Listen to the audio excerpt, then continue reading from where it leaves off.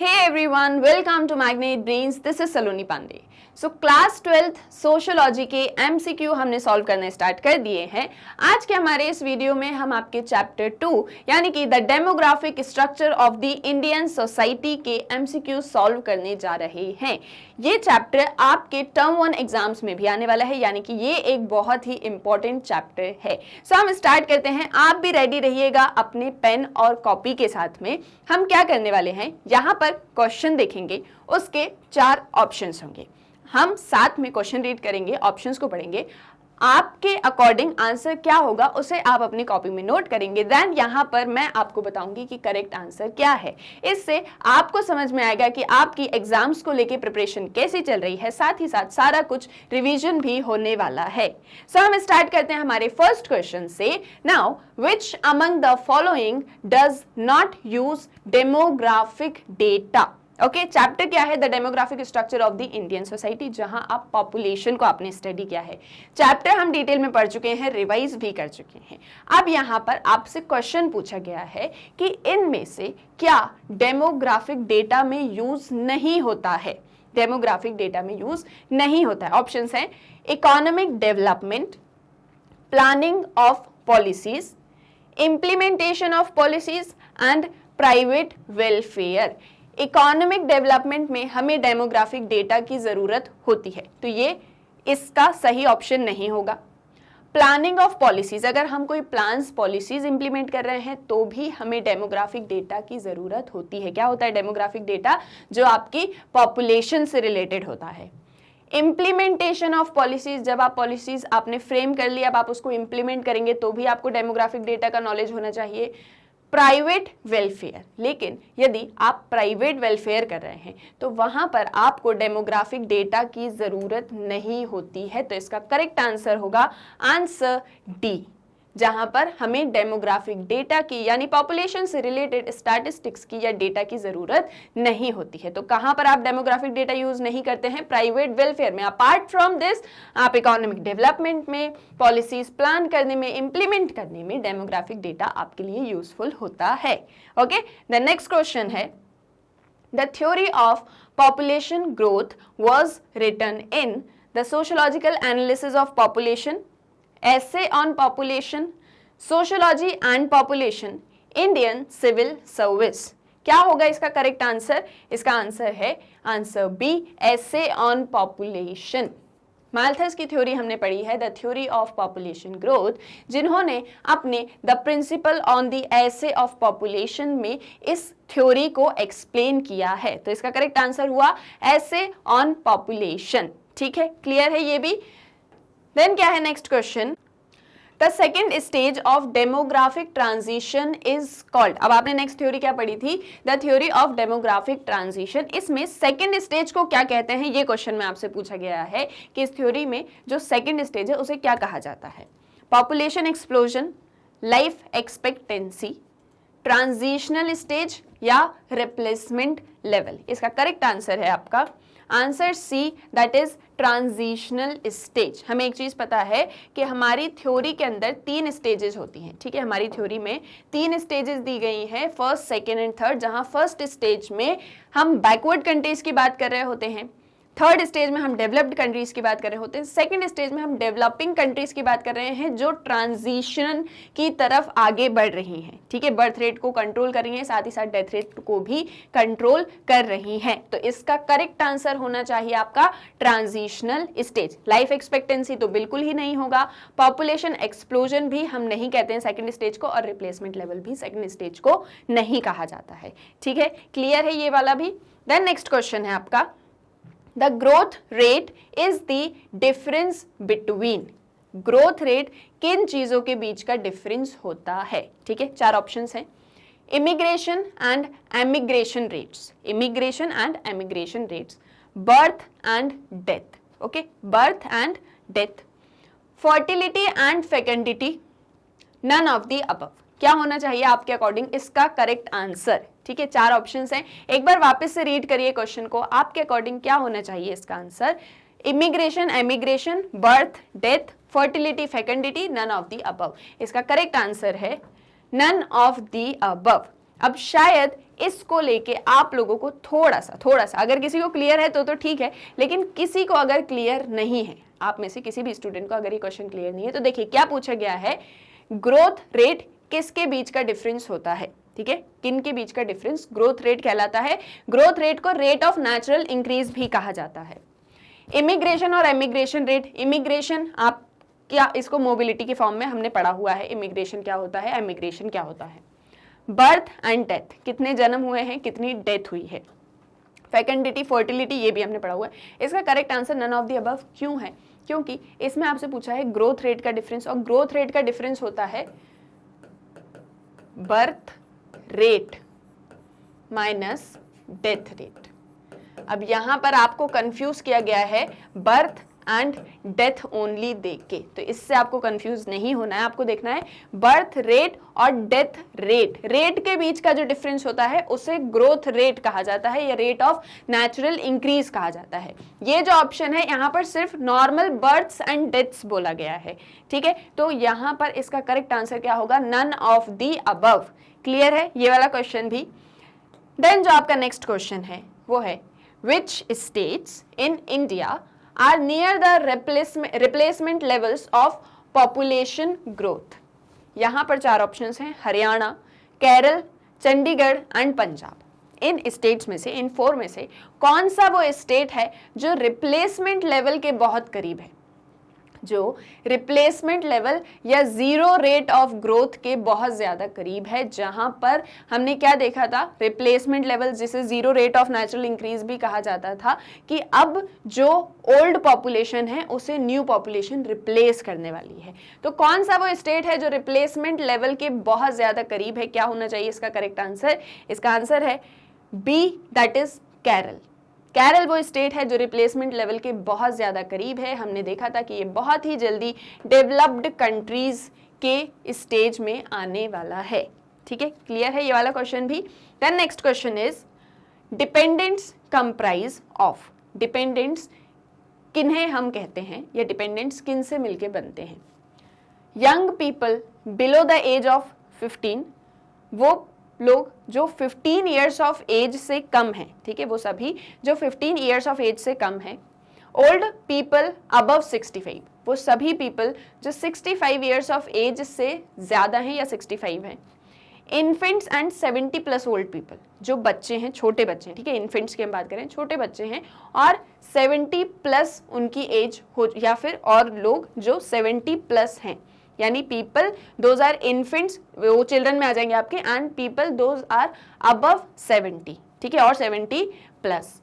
Both A and B, D option है आपका, both A and B, कि ये दोनों ही पॉइंट्स सही हैं। क्या होगा इसका करेक्ट आंसर, डिपेंडेंट्स कौन होते हैं, आश्रित कौन होते हैं, किन से मिलके कंप्राइज होते हैं, इसका करेक्ट आंसर है answer D, that is A and B. 15 से पहले यानी कि below 15 and 65 plus, below 15 and 65 plus, ये जो पूरा आपका ग्रुप होता है ये डिपेंडेंट्स का होता है, ठीक है, ये ग्रुप किससे मिलके कंप्राइज होता है, डिपेंडेंट से। एंड जो आपके 15 प्लस से लेके 64 इयर्स एज का ग्रुप होता है, इसे हम वर्किंग एज पॉपुलेशन कहते हैं, ठीक है, इसे हम क्या कहते हैं, वर्किंग एज पॉपुलेशन। और ये आपके होते हैं डिपेंडेंट्स या आश्रित, जो कि वर्क नहीं कर सकते और किसी और पर डिपेंडेंट हैं, ठीक है, अपने भरण पोषण को लेके किसी और पर डिपेंडेंट हैं, वो होते हैं आपके डिपेंडेंट्स। क्लियर है, तो करेक्ट आंसर क्या होगा इसका, both A and B, that is young people below 15 and old people above 65। Clear है। Next question is whenever there is a bulge in the age group pyramid, ये कहा जा रहा है कि जब भी एज ग्रुप पिरामिड में बल्ज आता है, whenever there is a bulge in a age group pyramid amongst the non-dependent age group, the dash is beneficial, ठीक है, जब भी जो नॉन डिपेंडेंट एज ग्रुप होता है, नॉन डिपेंडेंट एज ग्रुप कौन सा है, नॉन डिपेंडेंट एज ग्रुप अभी हमने डिस्कस किया 15 से 64 ईयर्स, ये जो आपका ग्रुप है ये नॉन डिपेंडेंट एज ग्रुप होता है। नॉन डिपेंडेंट एज ग्रुप में जब बल जाता है तो किस तरह की सिचुएशन होती है या क्या बेनिफिशियल होता है, आपको याद होगा हमने एक पिरामिड स्टडी किया था, उस एज ग्रुप पिरामिड से ही रिलेटेड ये क्वेश्चन है। पहले हम ऑप्शंस देखेंगे, करेक्ट आंसर देखेंगे, फिर मैं आपको इसे एक्सप्लेन करूंगी, ठीक है। क्या ऑप्शंस दिए गए हैं? Economic stability, demographic dividend, population planning और सेंसस। ये पूछा गया है नॉन डिपेंडेंट एज ग्रुप में जब बल जाता है एज ग्रुप पिरामिड में तो क्या बेनिफिशियल होता है? क्या इकोनॉमिक स्टेबिलिटी आती है, डेमोग्राफिक डिविडेंड होता है, पॉपुलेशन प्लानिंग होती है या सेंसस होता है? इसका करेक्ट आंसर है B, that is demographic dividend. Demographic dividend. देखो आपको याद होगा हमने पढ़ा था ऐसे एक पिरामिड था, यहाँ पर आपके मेल्स थे, यहाँ पर आपकी फीमेल्स थी और ये पूरा एज ग्रुप था, ठीक है। 0 से स्टार्ट हुआ था, 0 to 4 से लेके 80 प्लस तक ये एज ग्रुप आप पिरामिड जो है आपका गया था। इसमें यहाँ तक 15 ईयर्स, बिलो 15 ईयर्स पॉपुलेशन थी, यहाँ से आपकी 65 प्लस पॉपुलेशन थी।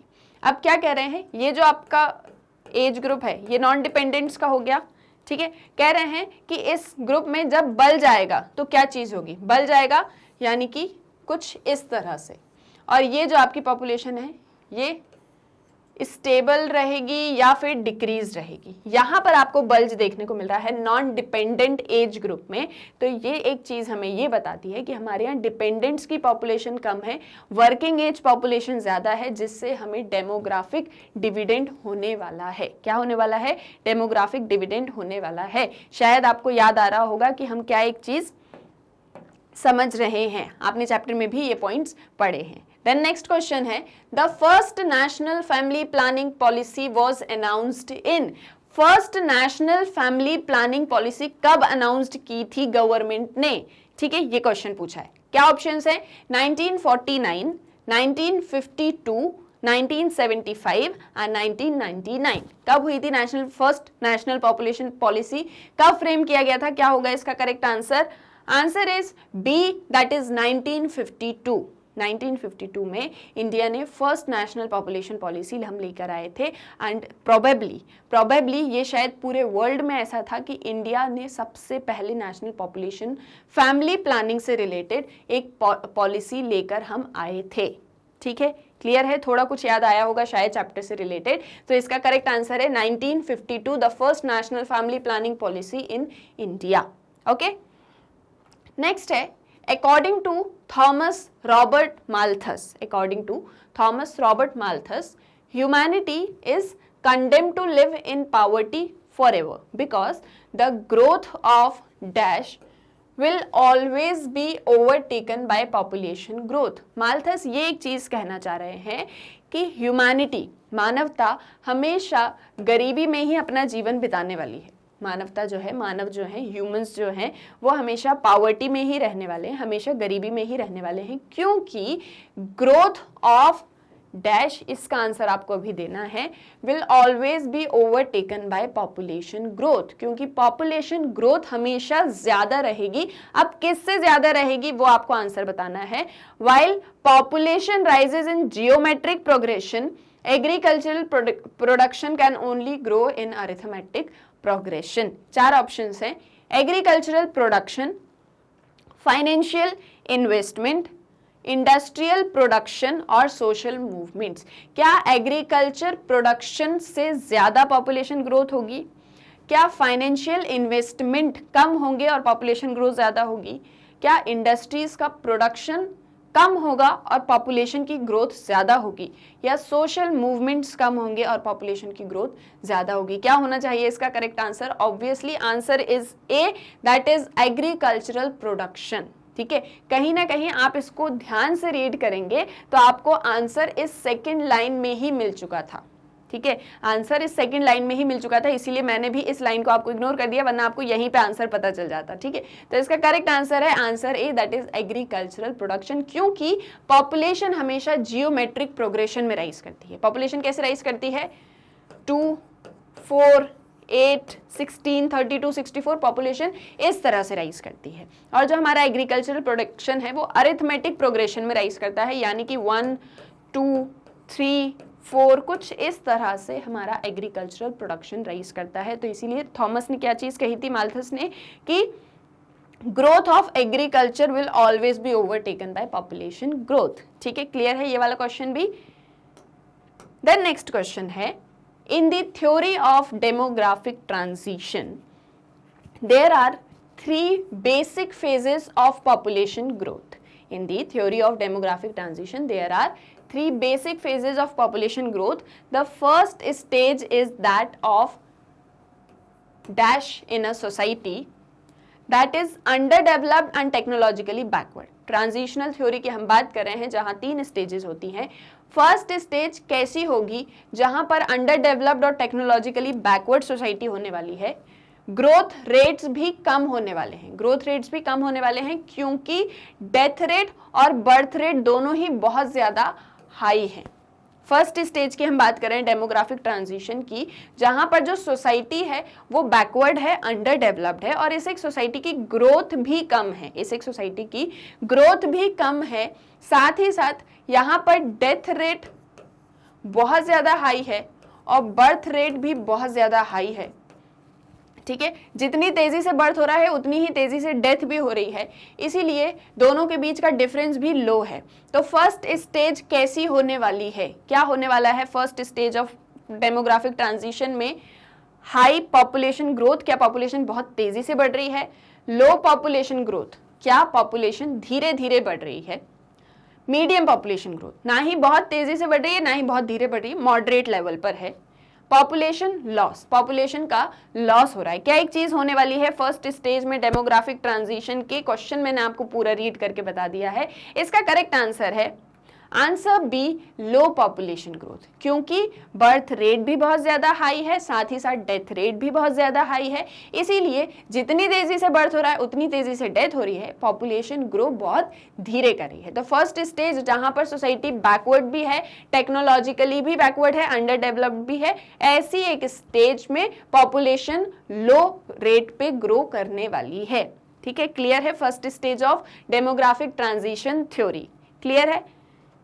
नेक्स्ट क्वेश्चन है, dash is a term for science dealing with the sex distribution, composition and changes in population.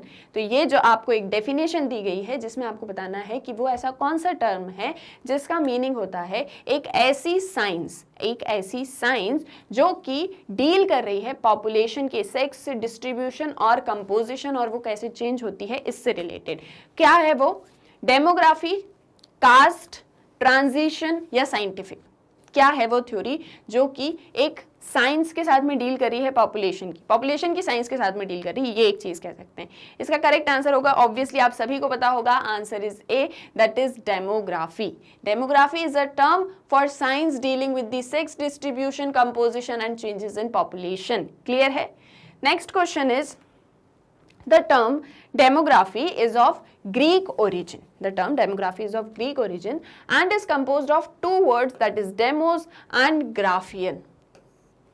जो आपका टर्म है डेमोग्राफी उसे हमने एक ग्रीक वर्ड से लिया है। कहां से लिया है? एक ग्रीक वर्ड से लिया है जो 2 वर्ड्स से या 2 टर्म्स से मिलके बना है, that is demos and Graafian. तो इसका क्या मतलब होगा?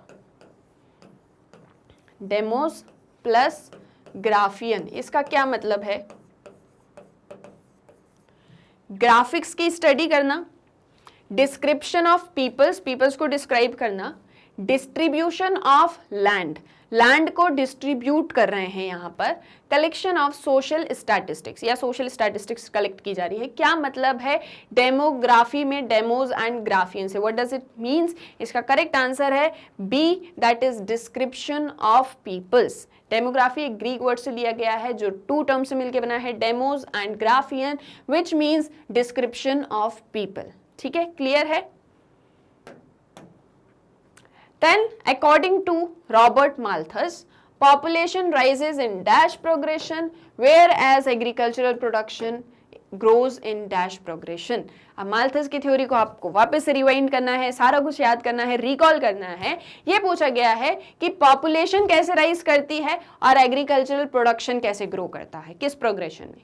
ऑप्शन सुनिए, अरिथमेटिक और जियोमेट्रिक। देखो यहाँ पर 2 ऑप्शंस हैं, मतलब तो आपको समझ में आ ही गया होगा, एक इस बॉक्स में आने वाला है, एक इस बॉक्स में आने वाला है। ठीक है, तो क्या इसका आंसर है अरिथमेटिक, जियोमेट्रिक और जियोमेट्रिक अरिथमेटिक, और मैथमेटिकल और साइंटिफिक और मैथमेटिकल। क्या होना चाहिए इसका correct answer? Population rises in dash progression while agricultural production grows in dash progression. इसका करेक्ट आंसर है B, that is geometric and arithmetic.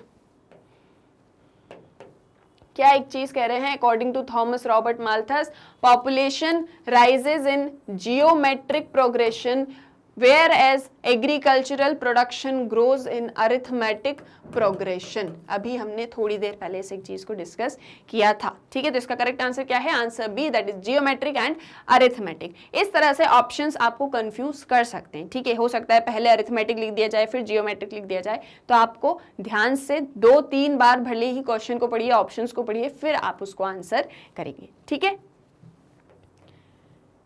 Then next question है, the total number of live births in a particular area, the total number of live births in a particular area during a specified period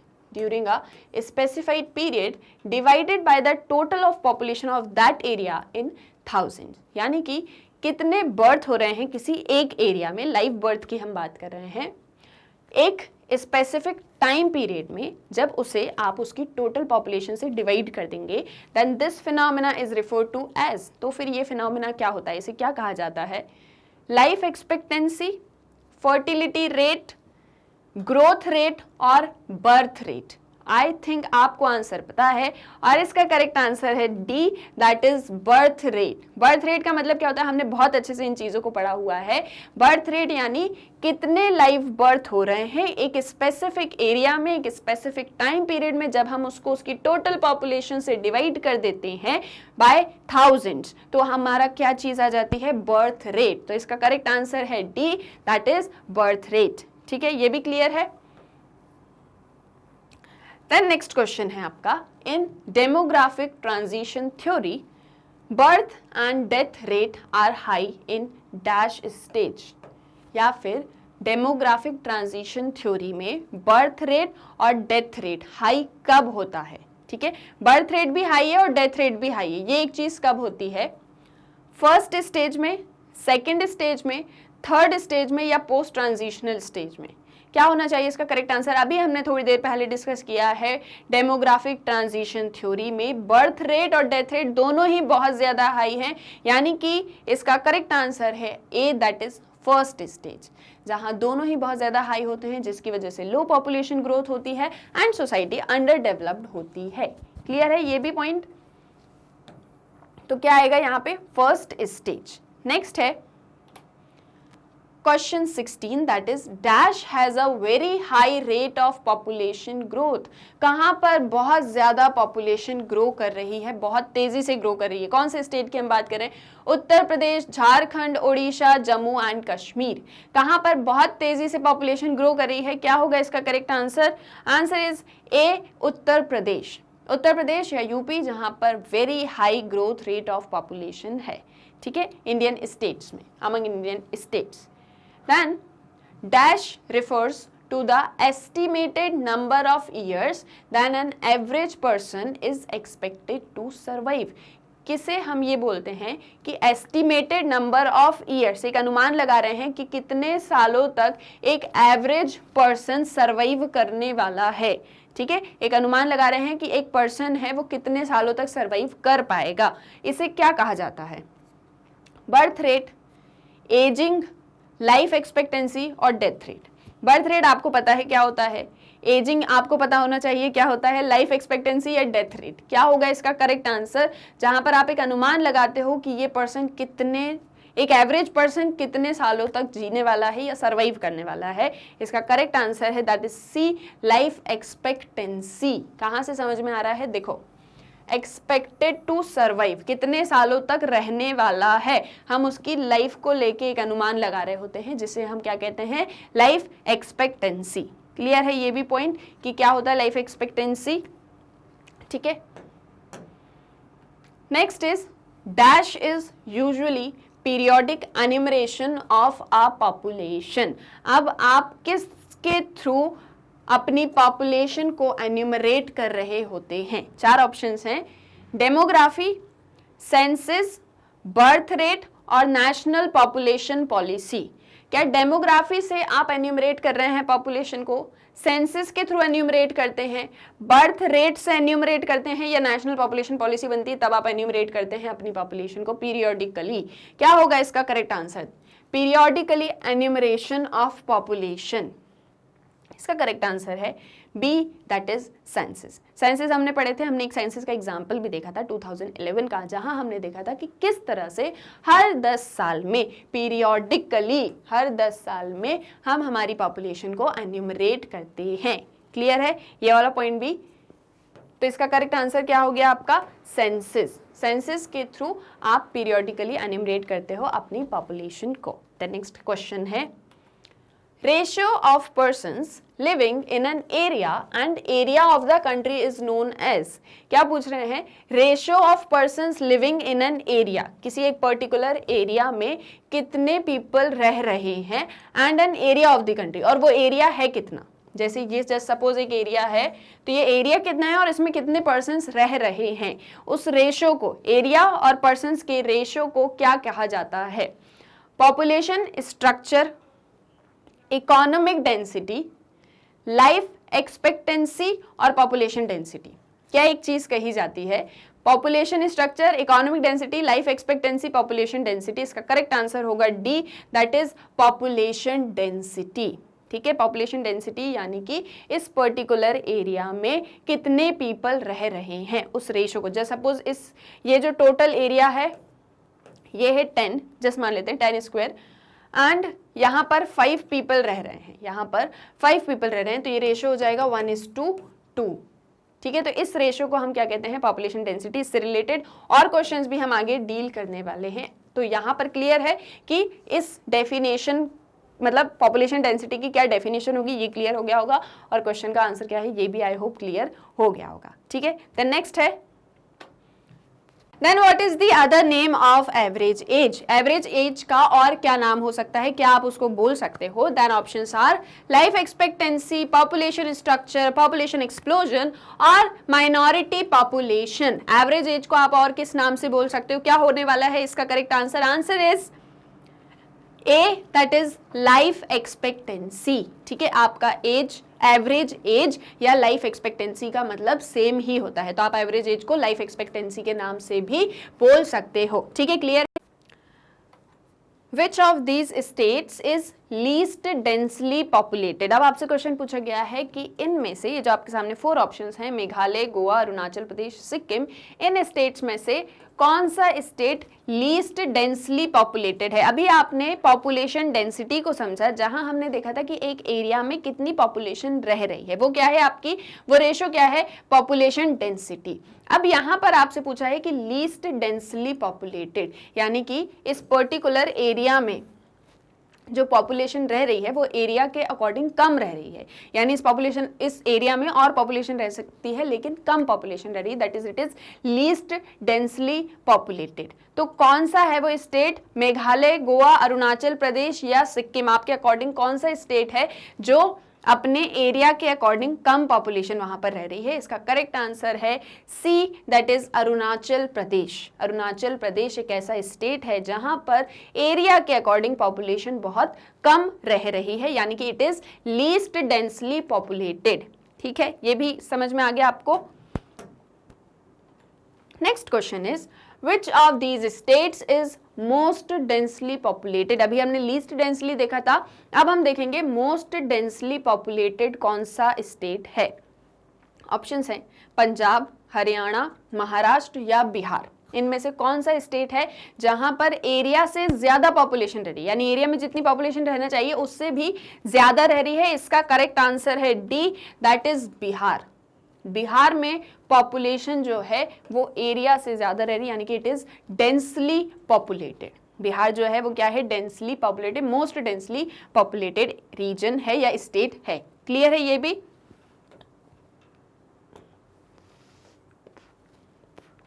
then next है, Why is it necessary to control increasing population? अब ये जो population बहुत तेजी से बढ़ रही है, इस बढ़ती हुई पॉपुलेशन को कंट्रोल करना क्यों जरूरी है? Why it is necessary to raise per capita income, ताकि आप पर कैपिटा इनकम को इंक्रीज कर सको, to raise standard of living, ताकि आप सभी के लिविंग स्टैंडर्ड को इंक्रीज कर सको, to solve all the problems, जितनी भी दिक्कत समस्याएं हो रही हैं उसको हम सॉल्व कर सकें, ठीक है, हमको सभी तरह की प्रॉब्लम्स को सॉल्व करना है, एंड ऑल ऑफ दीज, ये सब क्या होगा इसका correct answer? Answer is D, यानी कि आपको पॉपुलेशन कंट्रोल करना क्यों जरूरी है? क्योंकि आपको पर कैपिटा इनकम भी रेज करनी है, आपको स्टैंडर्ड ऑफ लिविंग भी रेज करना है, जितनी भी प्रॉब्लम्स राइज हो रही है उन्हें भी सॉर्ट आउट करना है, इसलिए इसका करेक्ट आंसर होगा D, that is all of the above, ठीक है। Next question is how can increasing population भी रिड्यूस्ड? अब जरूरी क्यों है वो तो हमने समझ लिया, अब ये पॉपुलेशन को, इंक्रीजिंग पॉपुलेशन को आप कम करोगे कैसे, ठीक है, कैसे आप बढ़ती हुई पॉपुलेशन को कम कर सकते हो, रिड्यूस कर सकते हो? By increasing agricultural production, agricultural production बढ़ा के, बाय गिविंग हायर एजुकेशन, सभी को एजुकेट करके, हायर एजुकेशन प्रोवाइड करके, बाय रिड्यूसिंग पॉवर्टी, गरीबी कम कर दोगे तो पॉपुलेशन भी कम हो जाएगी। ऑल ऑफ दिस क्या होना चाहिए इसका करेक्ट आंसर? आपके अकॉर्डिंग क्या वो मेजर होगा जिसके थ्रू हम बढ़ती हुई पॉपुलेशन को रिड्यूस कर सकते हैं? क्या है इसका correct answer? That is B, by giving higher education. आप एजुकेशन प्रोवाइड करके, जब लोग एजुकेट होंगे, उन्हें नॉलेज होगा चीज़ों से रिलेटेड, तभी हम बढ़ती हुई पॉपुलेशन को रिड्यूस कर सकते हैं। तो ये बाकी मतलब बहुत सारे फीचर्स में से एक ये भी फीचर है कि आप एजुकेशन प्रोवाइड करके भी पॉपुलेशन को कंट्रोल कर सकते हो, ठीक है। Then next question is number of live births per 1000 population is known as, इसे क्या कहा जाता है? Number of live births per 1000 population, birth rate, life expectancy, population explosion और पॉपुलेशन स्ट्रक्चर। क्या होगा इसका correct answer? Answer is A, birth rate. Birth rate का मतलब क्या होता है? कितने लाइव बर्ड्स हुए हैं इन पर 1000 पॉपुलेशन। क्लियर है यहाँ तक? डिटेल डेफिनेशन हमने अभी पढ़ी थी, एक छोटी सी डेफिनेशन है, इसके अकॉर्डिंग क्या होगा correct answer? Answer is A, that is birth rate. Next question is what is density of population of Haryana? अब हरियाणा में कितनी पॉपुलेशन डेंसिटी है ये आपको बताना है, यानी कि हरियाणा के एरिया के अकॉर्डिंग वहां पर स्क्वायर किलोमीटर में कितने पीपल रह रहे हैं, एक स्क्वायर किलोमीटर में कितने पीपल रहते हैं हरियाणा में, आपको ये बताना है। 477 पर स्क्वायर किलोमीटर, 460 पर स्क्वायर किलोमीटर, 490 पर स्क्वायर किलोमीटर और 500 पर स्क्वायर किलोमीटर। क्या है इसका correct answer? Answer is A, that is 477 people per square kilometre. ये आपकी हरियाणा की पॉपुलेशन डेंसिटी है। Okay, next question is how much of Indian population lives in rural areas? Rural areas में इंडिया की कितनी पॉपुलेशन रहती है? आपको इस चीज को आंसर करना है। 82%, 68%, 77% और 67%। ठीक है, आपको बताना है कि रूरल एरियाज में इंडिया की कितनी पॉपुलेशन रहती है। तो जैसा कि हमने देखा हुआ है कि रूरल एरियाज में in comparison to urban areas population ज्यादा है। क्या होगा इसका correct answer? Answer is B, that is 68%, approximately 67 to 68% के बीच में आपकी जो पॉपुलेशन है, टोटल पॉपुलेशन ऑफ इंडिया, वो रूरल एरियाज में रह रही है। पहले ये डेटा 80-20 का था, देन बाद में ये 70-30 का हुआ, अब जो ये है 67-33 पे आ गया है। तो रूरल एरियाज में आपकी कितनी पॉपुलेशन रह रही है एट प्रेजेंट? 68%। ठीक है, next question is how much of Indian population lives in urban areas? अब अर्बन एरियाज में कितनी पॉपुलेशन रहती है? रूरल में तो हमको पता है, अर्बन में कितनी रह रही है? 37, 23, 32 और 18%। क्या होगा करेक्ट आंसर? बहुत पास में है डेटा, ज्यादा दूर भी नहीं है। 37, 23, 32, 18%। क्या है पॉपुलेशन का रेशो अर्बन एरियाज में? पॉपुलेशन कितनी रह रही है? इसका करेक्ट आंसर है सी, दैट इज 32%। ठीक है, 68% हमने देखा रूरल में रह रही है, तो बाकी 32% अर्बन एरियाज में रह रही है। 33 और 67 ये रेशो भी यहाँ पर चलता है। ठीक है, तो आपको बिल्कुल करीब का आंसर देखना है कि कौन सा आंसर होगा जो कि करेक्ट है। ये भी सही है, क्लियर है। Next question is what is birth rate in India? अब इंडिया में बर्थ रेट कितना है? आप सोचेंगे मैम ये क्वेश्चंस तो चैप्टर में नहीं है, लेकिन चैप्टर में बर्थ रेट तो है ना, और आप इंडियन सोसाइटी को स्टडी कर रहे हो तो ये एक्स्ट्रा इन्फॉर्मेशन भी आपके पास में होनी चाहिए, ठीक है। बर्थ रेट को आपने चैप्टर में पढ़ा है, इंडियन सोसाइटी को आपने पढ़ा है, वहां पर हमने ये भी देखा है प्रीवियस ईयर में बर्थ रेट कितना रहा है, ठीक है। हमने चार्ट्स के थ्रू चीजों को कैलकुलेट किया है, तो बर्थ रेट कितना है इंडिया में, ठीक है, ये आपको बताना है। 23%, 24.6%, 27% और 17.3%, ठीक है। क्या होगा इसका correct answer? Answer is D, that is 17.3%, okay. 17.3% birth rate है इंडिया का एट प्रेजेंट, ओके। क्लियर है ये भी? Next is what is death rate in India? अब डेथ रेट कितना है इंडिया का? 8.7%, 7.2%, 9.2% और 10.2%। इसका करेक्ट आंसर है ए, दैट इज 8.7%। 8 to 7% के बीच में ये डेटा रहता है, that is approximately it is 8.7%। India में डेथ रेट कितना है? 8.7%। क्लियर है? नेक्स्ट क्वेश्चन इज, ये बहुत ही इंपॉर्टेंट क्वेश्चन है, who is known as the father of demography? Demography के फादर या जनक किसे कहा जाता है? William John, John Graunt, Guillard and professor Acharya, किसे जो है फादर ऑफ डेमोग्राफी कहा जाता है? ये आपको पता होना चाहिए, और इसका करेक्ट आंसर है C, that is Guillard. He is known as the father of demography. Okay, ये भी क्लियर हो गया। Next is the community whose lives are based upon agriculture. अब हम उन communities की बात करने वाले हैं जिनकी lives agriculture पर based है। Where primary relations are there, जहाँ पर relationships जो है वो बहुत ही primary level के हैं।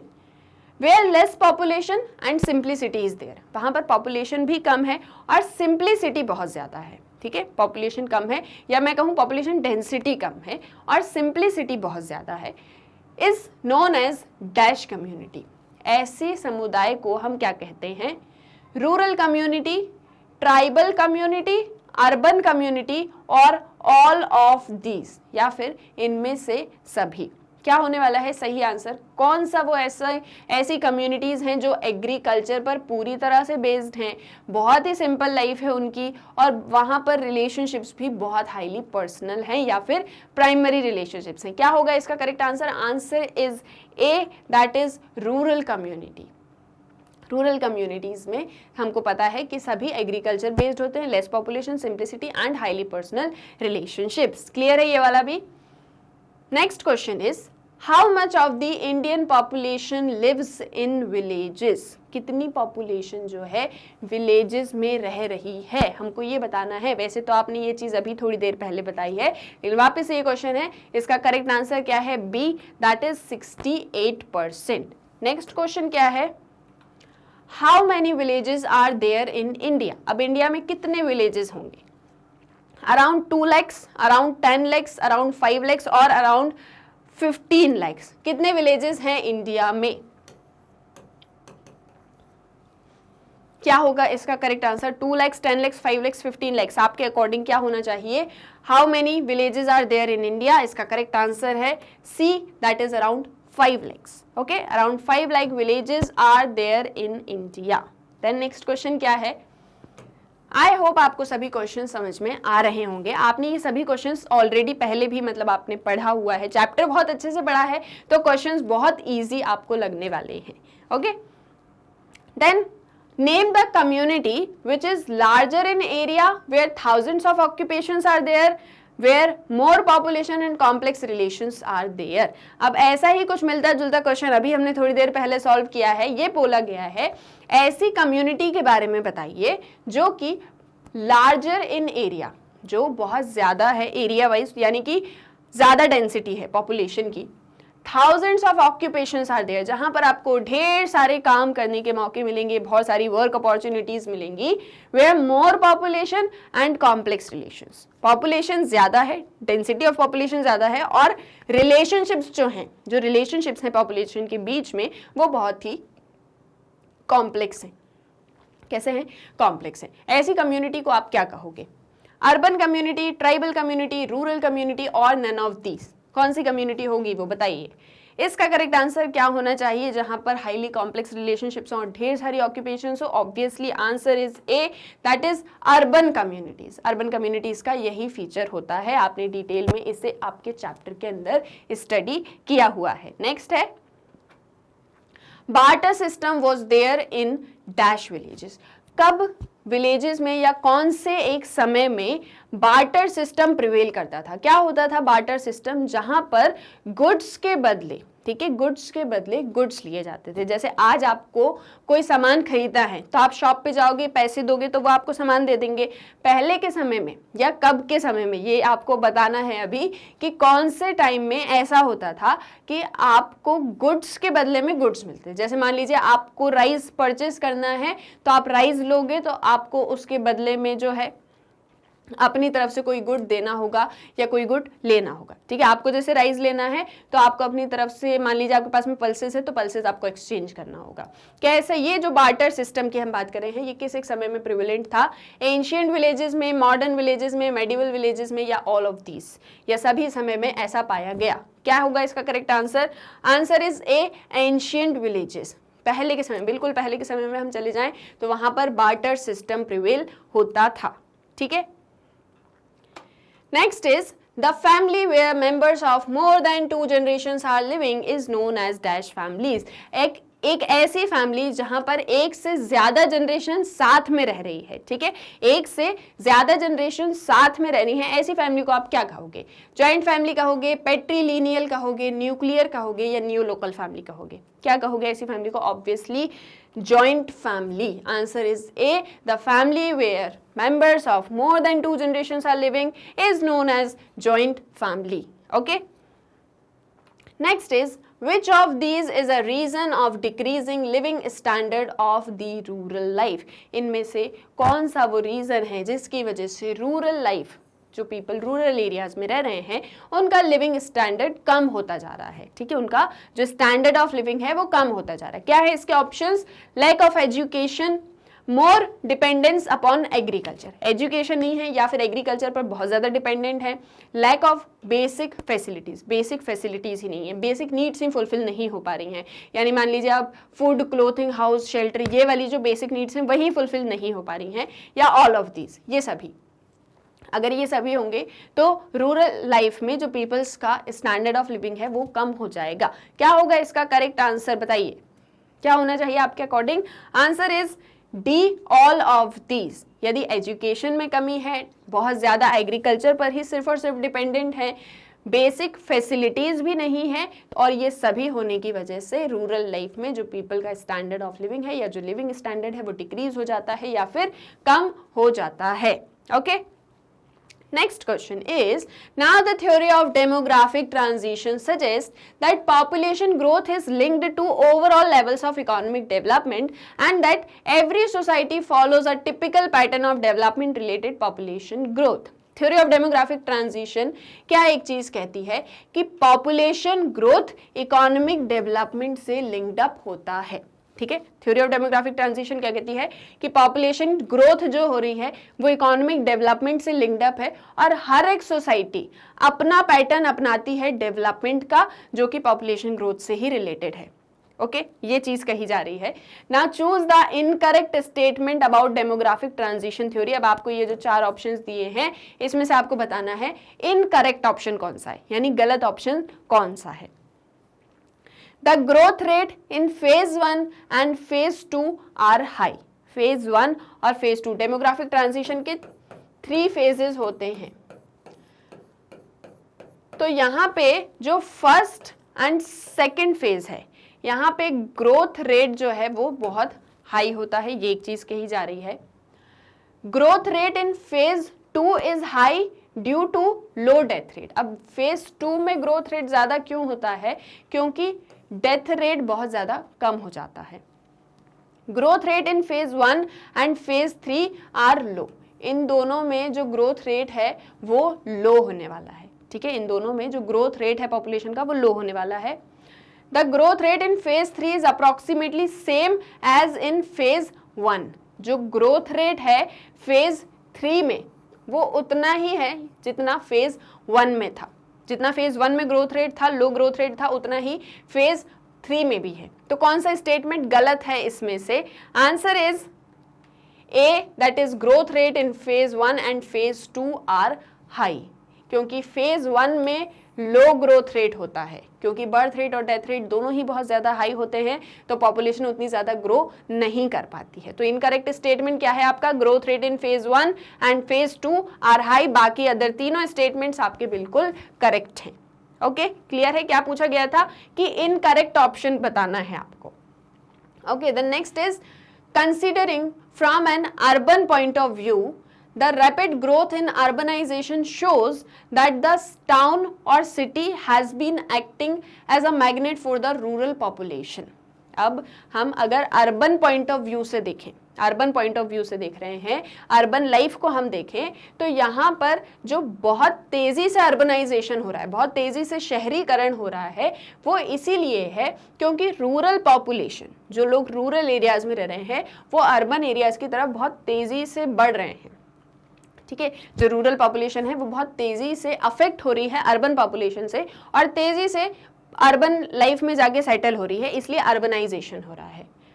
Choose the incorrect statement about urbanisation in India. अब इंडिया में जो अर्बनाइजेशन हो रहा है, शहरीकरण हो रहा है, इन 4 ऑप्शंस में से कौन सा ऑप्शन उसके रिगार्डिंग गलत है, ये आपको बताना। ठीक है, इनकरेक्ट ऑप्शन आपको बताना है। पहला है rural to urban migration has increase due to decline in common property resources, क्योंकि कॉमन प्रॉपर्टी रिसोर्सेज जो हैं वो बहुत ज़्यादा कम हो चुके हैं, इसीलिए रूरल से अर्बन एरियाज में माइग्रेशन हो रहा है। Second, cities offer anonymity to the poor and oppressed class, जो गरीब हैं, जिनके साथ में शोषण हुआ है, जो कि ऑप्रेस्ड कास्ट से बिलोंग करते हैं, उनके लिए शहर एक तरह से मतलब एनोनिमिटी ऑफर करते हैं। ठीक है, कोई उन्हें नहीं जानता तो वो इजीली वहां जाके सेटल हो सकते हैं। People go to cities in search of work. People rural area से अर्बन एरियाज में क्यों आ रहे हैं? क्योंकि वो वर्क चाहते हैं। ठीक है, वर्क करना चाहते हैं। Urban areas are a decisive force in terms of political power dynamics, क्योंकि अर्बन एरियाज में जो पॉलिटिक्स होती है वो कहीं ना कहीं डिसिसिव फोर्स का रोल प्ले कर रही होती है। क्या होगा इसका करेक्ट आंसर? क्यों बहुत तेजी से अर्बनाइजेशन हो रहा है? तो करेक्ट ये भी है, ये भी है और ये भी है। इन तीनों की वजह से बहुत तेजी से अर्बनाइजेशन हो रहा है। अब हमें क्या ढूंढना था? हमें ढूंढना है इनकरेक्ट स्टेटमेंट। तो इनकरेक्ट है ये, इसका करेक्ट आंसर होगा डी, यानी कि क्वेश्चन के अकॉर्डिंग आंसर है D, urban areas are decisive force in terms of political power dynamics, इसीलिए। ठीक है, ये अर्बनाइजेशन को सपोर्ट नहीं करता है आर्ग्यूमेंट, इसीलिए ये जो है गलत आंसर होने वाला है। मतलब क्वेश्चन के अकॉर्डिंग ये सही है, और जो आपसे पूछा है इनकरेक्ट स्टेटमेंट, तो ये उसका इनकरेक्ट स्टेटमेंट है जो अर्बनाइजेशन को सपोर्ट नहीं करता है। क्लियर है यहाँ तक? देन नेक्स्ट क्वेश्चन है आपका, famines were also a major and recurring source of increased mortality. Which of the following is not a cause of famines? आपने famines पढ़े थे माल्थस की थ्योरी में। ठीक है, क्या क्वेश्चन आपसे पूछा जा रहा है? पहले तो ये कहा है कि famines major and recurring source of increase mortality, mortality यानी डेथ्स हो रही हैं, जिसका एक कारण है famines. Which of the following is not a cause of famines? इनमें से कौन सा ऐसा ऑप्शन है जो फेमाइंस में नहीं आता? ठीक है, जिसे हम फेमाइंस नहीं कहते, या does not a cause of famines, जिसकी वजह से फेमाइंस नहीं आते। ठीक है, ये आपसे पूछा गया है। क्या ऑप्शंस हैं? Continuing poverty and mall nutrition in agro climatic environment, inadequate means of transportation and communication, failure of entitlements, increasing birth rate। क्या होगा इसका करेक्ट आंसर? ऑप्शंस ये कह रहे हैं कि पावर्टी बहुत ज्यादा हो रही है, गरीबी बहुत ज्यादा बढ़ती जा रही है, माल न्यूट्रिशन बहुत ज्यादा बढ़ता जा रहा है, कुपोषण बढ़ता जा रहा है, ट्रांसपोर्टेशन और कम्युनिकेशन के प्रॉपर मीन्स नहीं है, फेलर ऑफ एंटाइटलमेंट्स हम पूरी तरह से नहीं दे पा रहे हैं, या फिर बर्थ रेट बहुत तेजी से बढ़ रहा है। क्या बर्थ रेट के बहुत तेजी से बढ़ने से फेमाइंस हो सकते हैं? क्या होगा इसका correct answer? Which of the following is not a cause of famines? इसका करेक्ट आंसर है answer D, that is increasing birth rate. Okay, birth rate increase होने से फेमाइंस नहीं होते। ठीक है, क्या होंगे इसके करेक्ट ऑप्शंस, क्या होने चाहिए? हाँ, पॉपुलेशन ग्रोथ बहुत ज्यादा होती है तो ultimately positive and preventive checks की बात हमने माल्थस की थ्योरी में करी ही थी, बट यहां पर सही ऑप्शन होगा D. Okay, next question is according to the census of India data 2011 which state in India has the highest child sex ratio?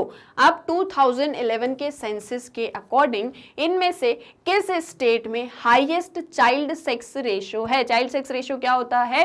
Number of females पर 1000 मेल्स, ठीक है, या फिर नंबर ऑफ गर्ल्स पर 1000 बॉयज, ऐसा बोल सकते हैं, हम चाइल्ड सेक्स रेशियो की बात करें। ओके, सो कौन से स्टेट में हाईएस्ट चाइल्ड सेक्स रेशियो है? केरल, अरुणाचल प्रदेश, असम और छत्तीसगढ़। क्या होगा इसका करेक्ट आंसर? आपको बताना है। Answer is B, that is Arunachal Pradesh. Okay, Arunachal Pradesh में हाईएस्ट चाइल्ड सेक्स रेशियो है according to 2011 census of India data. ठीक है, 2011 सेंसस की हम बात करें जहां पर अरुणाचल प्रदेश का हाईएस्ट चाइल्ड सेक्स रेशियो है। Next question is which policy was introduced by the government of India that could increase the child sex ratio in the country? कौन सी पॉलिसी गवर्नमेंट ऑफ इंडिया ने अडॉप्ट करी थी जिससे कि child sex ratio जो है country में हम उसे इंक्रीज कर सकें? ठीक है, अभी मैंने आपको चाइल्ड सेक्स रेशियो बताया। क्या होता है child sex ratio? Number of girls पर 1000 बॉयज, ये क्या है? ये है आपका चाइल्ड सेक्स रेशियो। अब इस चाइल्ड सेक्स रेशियो को बढ़ाने के लिए गवर्नमेंट ने कौन सी पॉलिसी अडॉप्ट करी थी वो आपको बताना है। ऑप्शंस हैं बेटी Bachao Beti Padhao, Sarva Shiksha Abhiyan, Mahatma Gandhi national rural employment guarantee act, mid day meal programme. कौन सा होगा इसका correct answer? Answer is A, that is Beti Bachao Beti Padhao. ठीक है, इसके थ्रू गवर्नमेंट ने ये पॉलिसी, ये प्लान्स इसलिए लेके आए थे ताकि हम कंट्री में चाइल्ड सेक्स रेशियो को इंक्रीज कर सकें। ठीक है, मनरेगा की हम बात कर रहे हैं, ये एम्प्लॉयमेंट से रिलेटेड है, मिड डे मील से रिलेटेड ये वाली स्कीम है, एंड सर्व शिक्षा अभियान एजुकेशन से रिलेटेड आपकी सेकेंड स्कीम है। फर्स्ट स्कीम किस चीज से रिलेटेड है? Child sex ratio in the country, to increase child sex ratio in the country. Okay, next question is the population policy of 1952। अब हम 1952 की पॉपुलेशन पॉलिसी की बात कर रहे हैं। Took the concrete form of, जो पॉपुलेशन पॉलिसी थी 1952 की, उसने कंक्रीट फॉर्म कब लिया? ये हमारी फर्स्ट पॉपुलेशन पॉलिसी रही। अब इसको हमने कंक्रीट फॉर्म में कब अडॉप्ट किया था और किस नाम से अडॉप्ट किया था? मेनली ये पूछा गया कि कंक्रीट फॉर्म किस फॉर्म में लिया था। National family welfare programme, national family planning programme, national health policy 2017, national population policy 2000। ठीक है, आपने पढ़ा हुआ है ये क्वेश्चन भी, यानी कि इसे आपने अपने चैप्टर में पढ़ा है। क्या होगा इसका correct answer? Answer is B, that is national family planning programme. National family planning programme हमने जो 1952 की हमारी नेशनल फैमिली प्रोग्राम था उसका नाम हमने चेंज कर दिया था। ये हमने कब किया था? इमरजेंसी के बाद में। ठीक है, इमरजेंसी के बाद में जब फोर्स्ड स्टेरिलाइजेशन जैसी पॉलिसी अडॉप्ट की गई थी, जब ऑथोरिटेरियन रेजीम बनी थी। ओके, उसके बाद में फिर हमने ये वाली पॉलिसी अडॉप्ट कर ली थी। ओके, चेंजेस के साथ में हमने उसका नाम भी चेंज कर दिया था।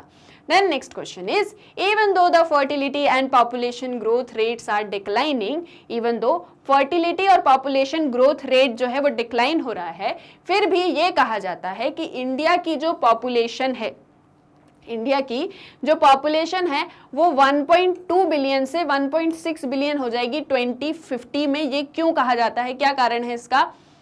ऑप्शंस हैं population explosion, post transitional phase, population momentum, rate of natural increase. क्या है इसमें करेक्ट आंसर? आपको 4 ऑप्शंस दिए हैं। पॉपुलेशन एक्सप्लोजन की वजह से ऐसा कहा जाता है, पोस्ट ट्रांजिशनल फेज की वजह से ऐसा कहा जाता है, पॉपुलेशन मोमेंटम की वजह से ऐसा कहा जाता है, या रेट ऑफ नेचुरल इंक्रीज की वजह से ऐसा कहा जाता है?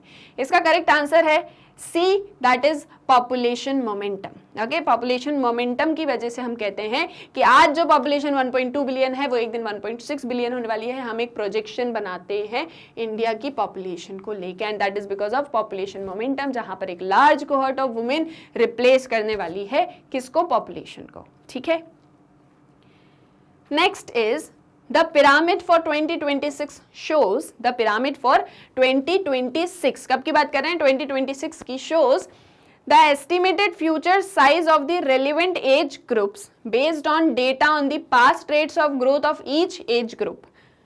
Such estimates are also called, ऐसे estimates को हम क्या कहते हैं? जहां पर हमने देखा कि 2026 का पिरामिड ये एक चीज बता रहा है कि जो relevant age group के अकॉर्डिंग क्या रेट ऑफ ग्रोथ होने वाला है हर एक एज ग्रुप में। ठीक है, 2026 का पिरामिड याद है आपको? हमने जो एज वाला पढ़ा था वहां पर हमने देखा था कि कैसे ये पिरामिड कहां पर बल जाएगा, कहां पर स्क्यूड हो जाएगा। ये एक चीज हमने देखी थी, कब की? ईयर 2026 की। हमने ये एक एस्टीमेट लगाया था। ऐसे एस्टीमेट्स को क्या कहा जाता है? Projections, age pyramid, demographic dividend, rate of natural increase, क्या कहा जाता है बताइए? Projections, age pyramid, demographic dividend और रेट ऑफ नेचुरल इंक्रीज। इसका करेक्ट आंसर है answer A, that is projections. ठीक है, एस्टिमेट्स को हम प्रोजेक्शंस भी कहते हैं, जहां हम अनुमान लगा रहे होते हैं। जहां हम क्या कर रहे होते हैं? अनुमान लगा रहे होते हैं कि आज के अकॉर्डिंग आगे आने वाले टाइम में कैसा होने वाला है। ठीक है, आप एक प्रोजेक्शन लगा रहे होते हो, तो एस्टिमेट्स को, ऐसे एस्टिमेट्स को क्या कहा जाता है? Projections. Next question is the change in the age structure, the change in the age structure, relatively smaller proportion of population found in younger age group, smaller proportion in young age, okay, smaller proportion in young age and larger proportion in older age, large proportion in older age. This is also referred to it to as, इसे क्या कहा जाता है? जहां पर young population की proportion कम है population के अंदर और ओल्ड पॉपुलेशन का प्रोपोर्शन ज्यादा है, what is it? Is referred to as ageing of the population, age structure, population momentum और डेमोग्राफिक डिविडेंड। क्या एक चीज कहा जाता है इसको? Ageing of the population, age structure, population momentum, demographic dividend. Demographic dividend भी आपको पता है, पॉपुलेशन मोमेंटम भी आपको पता है, age structure, ageing of the population. इनमें से क्या इसका करेक्ट आंसर होना चाहिए आपके अकॉर्डिंग? वैसे आंसर है A, that is ageing of the population, जहां पर ओल्ड पॉपुलेशन ज्यादा होती जा रही है और यंग पॉपुलेशन कम हो रही है, यानी कि हमारी जो पॉपुलेशन है वो एज्ड ज्यादा हो रही है। ठीक है, इसे हम क्या कहते हैं? इस फिनोमेना को हम क्या कहते हैं? Ageing of the population. ठीक है, क्लियर है? Next is the emergence of sociology and its successful establishment as an academic discipline owed a lot to, sociology as a discipline emerge होता है, एक एकेडमिक डिसिप्लिन की तरह एस्टैब्लिश होता है। इसमें किसका बहुत बड़ा योगदान रहा है ये आपसे पूछा गया है, and the options are renaissance, capitalism, demography और मॉडर्नाइजेशन। क्या है इसका करेक्ट आंसर बताइए जल्दी से कि क्या होने वाला है? सोशोलॉजी के इमर्जेंस के पीछे किसका बहुत बड़ा हाथ रहा है? So it is demography, answer is C. Okay, demography की वजह से sociology as a academic discipline emerge होता है एंड एस्टैब्लिश भी होता है। ठीक है, क्लियर है? Next question is first modern census held इन, पहले मॉडर्न सेंसस कब हुए थे? सबसे पहली बार मॉडर्न सेंसस कब हुए थे, मतलब कहां पर हुए थे? यूरोप में, अमेरिका में, ब्राजील में या इंडिया में? First modern census held in Europe, America, Brazil और India. What is the correct answer?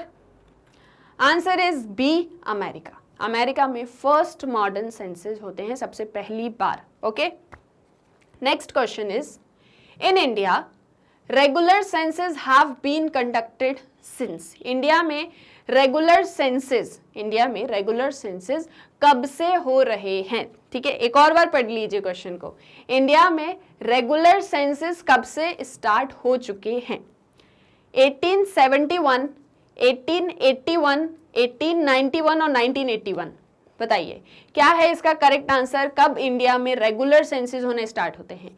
आपसे क्या पूछा जा रहा है, रेगुलर होना कब स्टार्ट होते हैं? इसका करेक्ट आंसर है B, that is 1881। First census तो 1867 के आसपास में होते हैं इंडिया में, ठीक है, जो ब्रिटिश गवर्नमेंट करवाती है। उसके बाद में जो रेगुलर आपके 10 ईयरली सेंसस हैं वो 1881 से स्टार्ट हुए, तो इसका करेक्ट आंसर होगा 1881। Okay, next question is independent India's most recent census is. अब इंडिया का मोस्ट रीसेंट सेंसस कौन सा है? इंडिपेंडेंट इंडिया का, ठीक है, इंडिपेंडेंट इंडिया का सबसे अभी बिल्कुल रीसेंट सेंसस कौन सा है? 2010, 2012, 2011 और 2021, ठीक है। कब हुआ है हमारा अभी लास्ट बिल्कुल सेंसस कब हुआ है? स्टार्टिंग से पढ़ते हुए आ रहे हैं चैप्टर में 2011 का, ठीक है। रिसेंट सेंसस कब का है? 2011 का। 2021 में होना था लेकिन डिले हो गया, किसकी वजह से? कोविड की वजह से, ठीक है। तो अभी का मोस्ट रिसेंट सेंसस कौन सा है? 2011, ठीक है, याद रखना है ये। नहीं तो आप ऐसे याद रखो कि हर 10 साल में होता है, तो 2011 के बाद 2021 में हुआ होगा, लेकिन अभी नहीं हुआ है, ठीक है, उसको डिले कर दिया गया है। Okay, next question is influenza is caused by. अब एक इन्फ्लुएंजा कैसे कॉज होता है? वायरस, बैक्टीरिया, फंगी और पैथोजेंस, किसके थ्रू इन्फ्लुएंजा कॉज्ड होता है? Answer is A, that is virus. Influenza is caused by a virus. आपको याद होगा हमने स्पेनिश फ्लू पढ़ा था, कोविड-19 भी हमने पढ़ा था, हमने वहां देखा था कि जो इन्फ्लुएंजा होते हैं वो एक वायरस के थ्रू कॉज्ड होते हैं।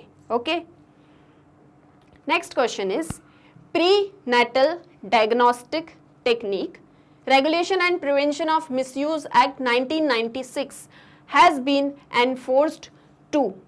प्रीनेटल डायग्नोस्टिक टेक्निक एक्ट 1996 को एनफोर्स क्यों किया गया था, ये पूछा जा रहा है। 2, स्टॉप चाइल्ड मैरिज, बच्चों का जो शादी हो जाता, बाल विवाह जो होता था उसे रोकने के लिए। स्टॉप डाउरी प्रैक्टिसेस, जो दहेज लिया जाता था, इस तरह की प्रैक्टिसेस को रोकने के लिए।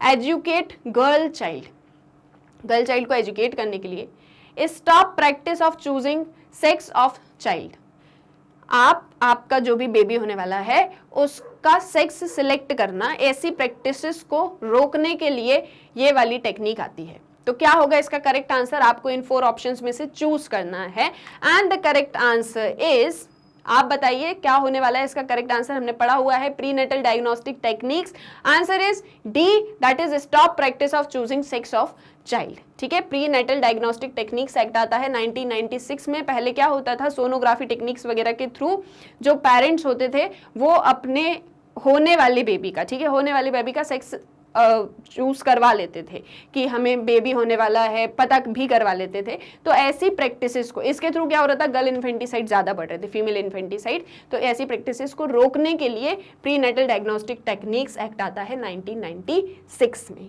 क्लियर है ये भी?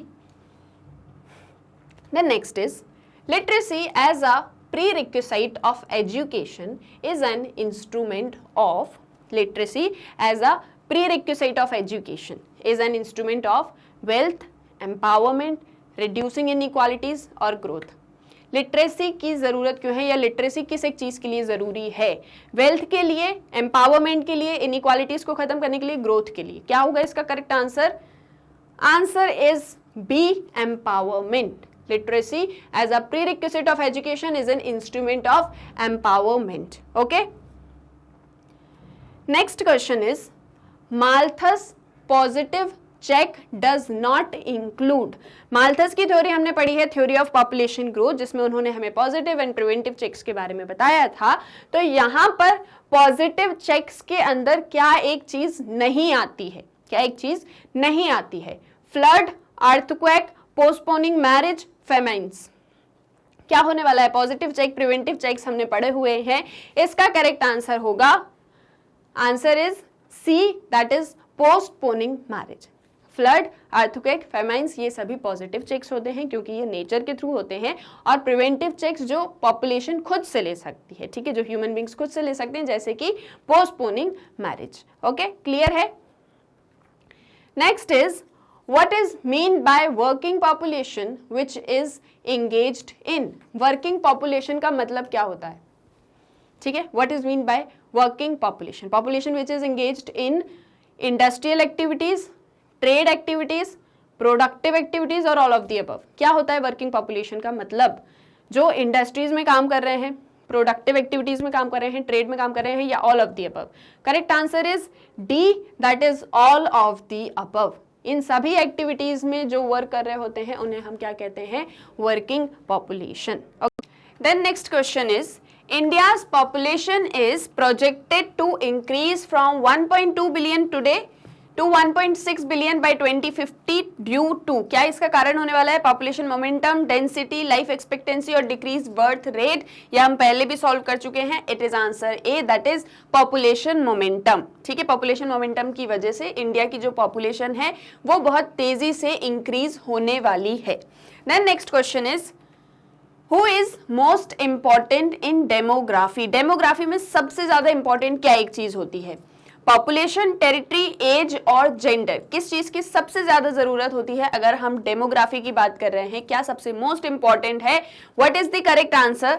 Answer is A, that is population. Population is the most important in demography, क्योंकि डेमोग्राफी में आप पॉपुलेशन की ही साइंटिफिक स्टडी करते हो। Then What is mean by demography? अभी हमने डिस्कस किया, बट आपको इसके अकॉर्डिंग, ऑप्शंस के अकॉर्डिंग आंसर करना है। ऑप्शंस हैं family planning, national population policy, scientific study of human population और स्टडी ऑफ पॉपुलेशन एक्सप्लोजन। किस एक चीज, मतलब क्या मतलब होता है डेमोग्राफी का? फैमिली प्लान करना, national population policy, scientific study of human population या स्टडी ऑफ पॉपुलेशन एक्सप्लोजन। क्या एक चीज करते हो आप डेमोग्राफी में? Scientific study of human population, यानी कि answer is C. Okay, then next is when was first population policy formed? First population policy कब फॉर्म की गई थी? 1976, 1977, 1978 और 1979? क्या आंसर होगा? ऑप्शंस बहुत पास पास के ही हैं। So when was first population policy was formed? It was formed in the year 1976। तो करेक्ट आंसर क्या हो गया? 1976। अब हमने एक और चीज डिस्कस करी थी 1952 की नेशनल पॉपुलेशन पॉलिसी। वो क्या थी? आपकी national family planning policy. National family planning policy थी आपकी 1952 की। हम बात कर रहे हैं नेशनल पॉपुलेशन पॉलिसी की, फर्स्ट पॉपुलेशन पॉलिसी की। वो आपकी 1976 में आई थी। आपको याद होगा जब इमरजेंसी हुई थी, फोर्स्ड स्टेरिलाइजेशन जैसी चीजें हो रही थी, इसके बाद में हम पॉपुलेशन पॉलिसी लेके आते हैं। ठीक है, तो ये कब आई थी? 1976 में। देन आपका नेक्स्ट क्वेश्चन है What is the need to control increasing population? Increasing population को क्यों कंट्रोल करना है? To increase per capita income, to uplift social status, to remove social problem or all of the above? Then the correct answer is D, that is all of the above. ठीक है, हमको population control करने की जरूरत क्यों है? क्योंकि हमें पर कैपिटा इनकम भी बढ़ानी है, हमें सोशल स्टेटस को भी इंक्रीज करना है, हमें सभी प्रॉब्लम्स को खत्म करना है, एंड इसीलिए हमें पॉपुलेशन को कंट्रोल करने की जरूरत है। Next is which Indian city is the most populated city? कौन सी सिटी सबसे ज्यादा पॉपुलेटेड है इंडिया में? मुंबई, भोपाल, पंजाब और नागालैंड। ओके, इसके अकॉर्डिंग क्या होने वाला है? करेक्ट आंसर, यहाँ दो स्टेट्स दिए, आपको दो सिटी दी गई हैं, and the answer is Mumbai. Mumbai is the most populated city in India. Then next is give one feature of urban society. अब अर्बन सोसाइटी कैसी होती है उसका आपको फीचर्स बताने हैं। ऑप्शंस हैं industrial production, more division of labour, occupational diversity और ऑल ऑफ दी अबव। क्या होने वाला है करेक्ट आंसर? क्या फीचर्स होते हैं अर्बन सोसाइटी के? तो यहाँ पर आपके अकॉर्डिंग क्या होना चाहिए आंसर? सभी आंसर सही हैं, इसलिए answer is D, that is all of the above. सभी फीचर्स होते हैं अर्बन सोसाइटी के। Okay, next is give one feature of rural society. अब आपको रूरल सोसाइटी के बारे में फीचर्स बताने हैं। रूरल सोसाइटी कैसी होती है? ऑप्शंस हैं प्राइमरीली रिलेशंस, यहाँ पर रिलेशनशिप जो होते हैं वो हाईली पर्सनल होते हैं, प्राइमरी होते हैं। Simple life, agriculture, main occupation और all of the above. Again the answer is D, that is all of the above, क्योंकि रूरल सोसाइटी के यही सारे फीचर्स होते हैं। यहाँ पर सिंपल लाइफ होती है, एग्रीकल्चर ही मेन ऑक्यूपेशन होती है, एंड रिलेशनशिप्स हाईली पर्सनल होते हैं। देन नेक्स्ट क्वेश्चन क्या है?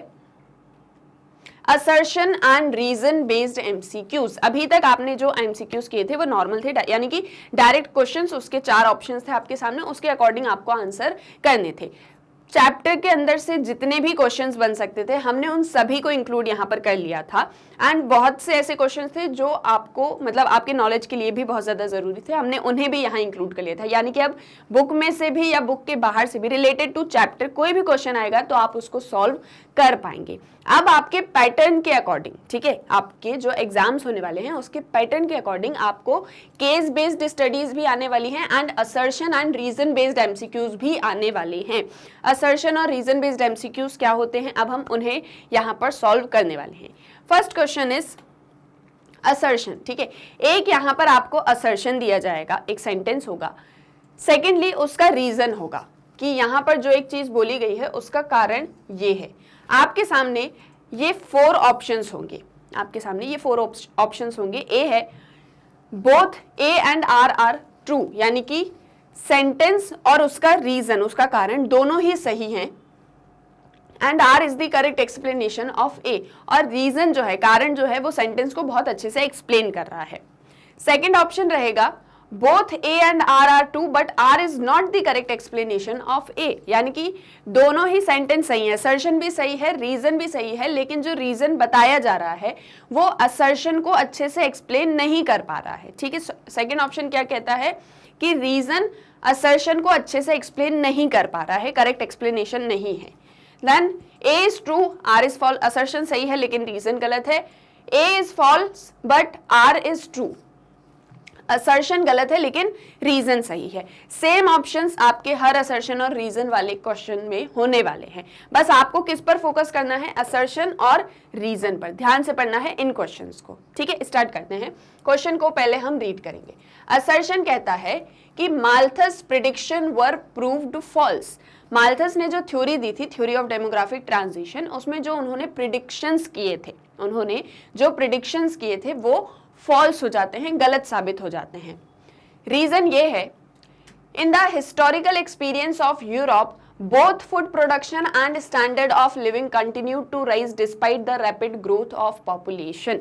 यूरोप का एग्जाम्पल दिया है कि यूरोप का ये एक्सपीरियंस रहा है कि दोनों ही फूड प्रोडक्शन भी और स्टैंडर्ड ऑफ लिविंग भी, यानी एग्रीकल्चर भी और स्टैंडर्ड ऑफ लिविंग भी, दोनों ही इंक्रीज हुए हैं पॉपुलेशन ग्रोथ के साथ में। यानी जितनी तेजी से पॉपुलेशन बढ़ रही है उतनी ही तेजी से फूड प्रोडक्शन भी बढ़ा है, और सिर्फ फूड प्रोडक्शन ही नहीं, पीपल्स का स्टैंडर्ड ऑफ लिविंग भी राइज हुआ है। क्या हुआ है, पीपल्स का जो स्टैंडर्ड ऑफ लिविंग है वो भी राइज हुआ है। अब आपके पास में ये 4 ऑप्शंस हैं, क्या लगता है आपको असर्शन सही है या गलत है, ठीक है। तो यहाँ पे क्या होने वाला है, इसका करेक्ट आंसर आपको पहले बताना है। पहले आपको क्वेश्चन को अच्छे से रीड भी करना है, फिर उसके बाद में अपनी कॉपी में आंसर को नोट भी करना है, ठीक है। फिर मैं आपको बताती हूँ इसका करेक्ट आंसर क्या होने वाला है। सो असर्शन और रीजन को देखते हुए the correct answer is A, that is both assertion and reason are true, दोनों ही सही है, क्योंकि माल्थस के जितने भी प्रिडिक्शंस थे वो गलत साबित हो गए थे, और यूरोप में ये एक चीज देखी गई थी, यूरोप का ये रियल एक्सपीरियंस है, तो दोनों ही सही हैं। और ये जो रीजन दिया गया है यहाँ पर, ये इस असर्शन को बहुत अच्छे से एक्सप्लेन भी कर रहा है, क्योंकि जब माल्थस ने प्रिडिक्शंस दिए थे कि ह्यूमैनिटी हमेशा पॉवर्टी में ही रहेगी, आपको याद होगी ना थ्योरी ऑफ पॉपुलेशन ग्रोथ, तो इसमें क्या एक चीजें कही गई थी कि जब पॉपुलेशन ग्रो होगी, जब पॉपुलेशन ग्रो होगी तो वो जियोमेट्रिकली होगी एंड एग्रीकल्चरल प्रोडक्शन अरिथमेटिक होगा, जिसकी वजह से जो ह्यूमैनिटी है वो हमेशा पॉवर्टी में ही रहने वाली है, एंड पॉजिटिव चेक्स के थ्रू एंड प्रिवेंटिव चेक्स के थ्रू हम इस पॉपुलेशन को कंट्रोल कर सकते हैं। ये किसकी थ्योरी थी, माल्थस की थ्योरी थी, लेकिन उनके प्रेडिक्शंस गलत साबित हो गए थे, क्योंकि जैसे जैसे एडवांसमेंट होता जा रहा था, जैसे जैसे साइंस एंड टेक्नोलॉजी बढ़ती जा रही थी, उनके प्रेडिक्शंस गलत साबित हो गए थे, क्योंकि हमने फूड प्रोडक्शन को भी तेजी से राइज करना शुरू कर दिया था, ठीक है। तो क्लियर है, माल्थस की थ्योरी भी एक बार रिवाइज कर ली, और वापस से इस क्वेश्चन पर अगर हम आ जाएं तो इसका आंसर क्या होगा, answer is A, that is both are true and R is the correct explanation of A. Okay, clear है। Next assertion reason based question है आपका, the problem of selective abortion. Okay, the problem of selective abortion is not due to poverty or ignorance or lack of resources.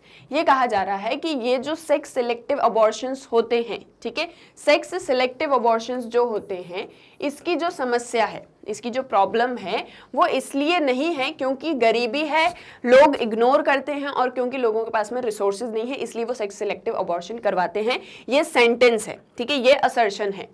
Reason क्या है? We find the sex ratio to be the lowest in the most prosperous regions. इसका कारण ये है कि लोग sex selective abortion, peoples जो है वो सेक्स सिलेक्टिव अबॉर्शंस इसलिए नहीं करवाते हैं क्योंकि वो बहुत ज़्यादा गरीब हैं या उनके पास में रिसोर्सेज नहीं है। हमने देखा है कि बहुत से प्रॉस्पेरस रीजन्स में भी सेक्स रेशियो जो है वो बहुत ज़्यादा कम है, ये रीज़न कहता है। क्या होने वाला है इसका करेक्ट आंसर? आपको ऑप्शंस रीड करने हैं। ए is both A and R are true and R is the correct explanation of A. Both are true but R is not the correct explanation of A. A is true but R is false. A is false and R is true. क्या होगा इसका correct answer? हमने ये भी read किया हुआ है and the answer is again A, that is both are correct and R is the correct explanation of A कि सेक्स सिलेक्टिव अबॉर्शंस लोग सिर्फ इसलिए नहीं करवाते हैं क्योंकि वो बहुत ज़्यादा गरीब हैं या उनके पास में लैक ऑफ रिसोर्सेज है, बल्कि इसलिए भी हमने ये भी देखा है कि बहुत से प्रॉस्पेरस रीजन्स में सेक्स रेशियो बहुत ज़्यादा लोएस्ट है, यानी कि जिनके जो रिच हैं वो भी ऐसी प्रैक्टिसेस करते हैं। तो दोनों ही बिल्कुल सही हैं। Reason is the correct explanation of assertion. ठीक है, ये भी आपको समझ में आ गया। Next question is the inequalities in the literacy rate. The inequalities in the literacy rate are especially important because they tend to reproduce inequality across generations. जो लिटरेसी रेट की इनइक्वालिटीज हैं, लिटरेसी रेट में जो inequalities होती हैं, literacy rate क्या होता है आपका साक्षरता, are especially important because they tend to reproduce inequalities across generations. अब लिटरेसी रेट में inequalities इसलिए बहुत ज़्यादा important है क्योंकि इसकी वजह से जनरेशन टू जनरेशन ढेर सारी inequalities और ज़्यादा बढ़ती जाती है। ठीक है, ये क्या है? ये assertion है। Reason is literacy rates also vary by social groups historically. Literacy rate जो हैं वो सोशल ग्रुप्स में अगर हम देखें, डिफरेंट ग्रुप्स की हम बात करें सोसाइटी के अंदर, तो उनमें भी ढेर सारी इनइक्वालिटीज हैं। उनके साथ भी हिस्टोरिकली वो भी डिसएडवांटेज पर रहे हैं, जैसे कि SC and ST have lower rates of literacy. ठीक है, असर्शन क्या कह रहा है कि लिटरेसी रेट की इनइक्वालिटी को कंसिडर करना इसलिए इंपॉर्टेंट है क्योंकि ये इनइक्वालिटीज कल को जनरेशंस के बीच में इनइक्वालिटीज पैदा करती हैं। ये असर्शन है। रीजन कहता है कि सोशल ग्रुप्स में भी ढेर सारी इनइक्वालिटीज हमें देखने को मिलती है लिटरेसी रेट को लेके। जैसा कि हमने देखा है शेड्यूल कास्ट और शेड्यूल ट्राइब्स के जो पीपल्स होते हैं वो बहुत कम पढ़े लिखे होते हैं या उनमें लिटरेसी रेट जो होता है वो बहुत कम होता है। ठीक है, ये एक चीज हमने नोटिस की है। ये असर्शन और रीजन है। अब इसके अकॉर्डिंग करेक्ट आंसर क्या होना चाहिए? Both are true and R is the correct explanation of ए।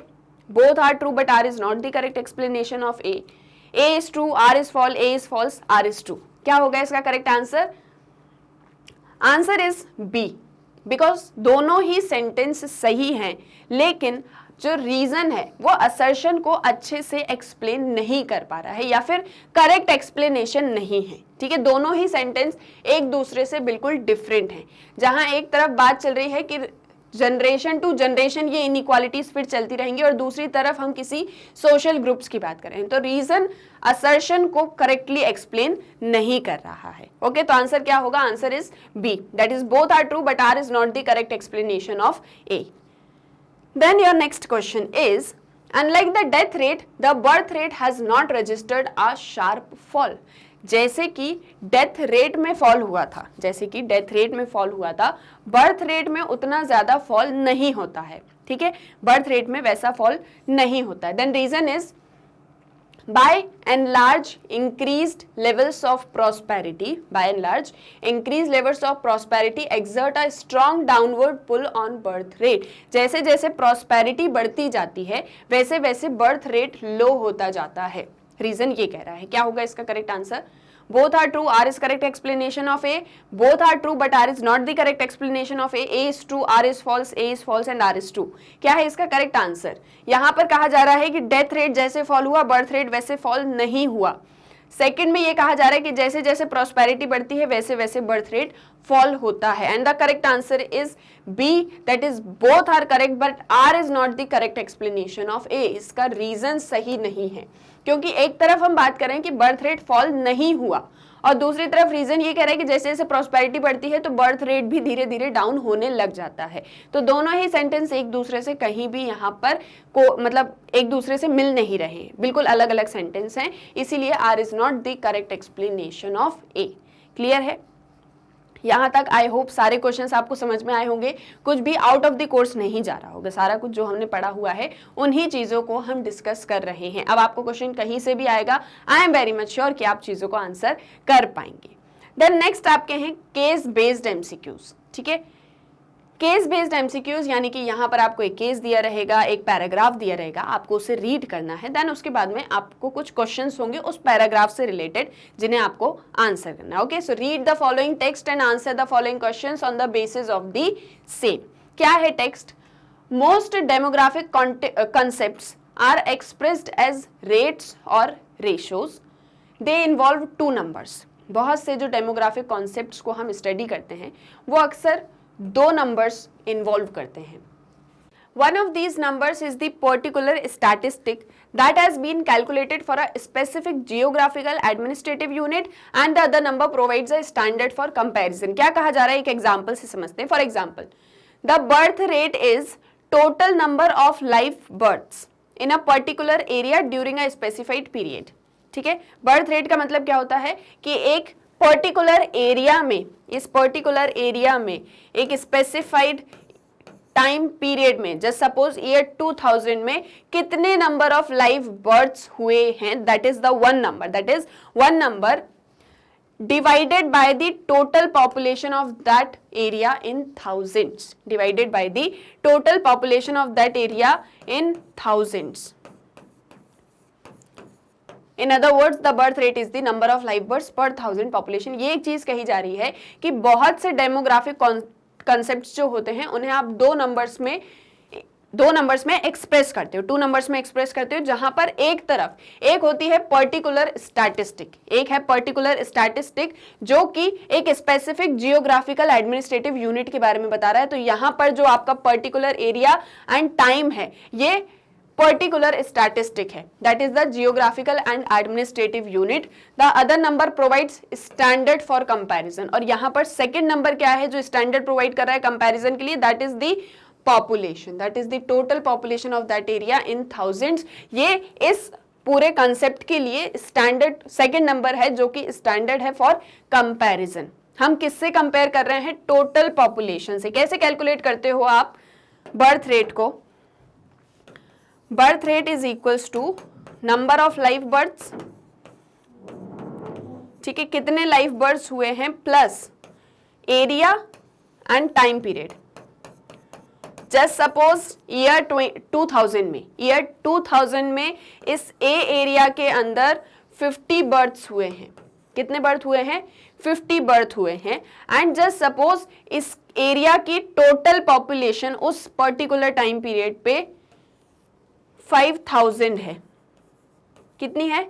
5000 है। ठीक है, तो ये दो नंबर्स हो गए, एक है आपका geographical administrative unit that is the particular statistic, and ये जो आपका सेकंड नंबर है ये है आपका स्टैंडर्ड फॉर कंपैरिजन। ठीक है, ये कंपैरिजन आप जिससे कर रहे हो वो वाला नंबर है। तो यहाँ पर ये एक चीज बताई जा रही है कि डेमोग्राफिक कॉन्सेप्ट जो होते हैं उन्हें आप टू नंबर्स में एक्सप्रेस कर रहे होते हो, और यहाँ पर आपको बर्थ रेट का एग्जाम्पल दिए। ये आपका पूरा पैराग्राफ था जो मैंने आपको यहाँ पर एक्सप्लेन कर दिया। अब इससे रिलेटेड क्वेश्चंस आएंगे जिनके आंसर आपको बताने हैं।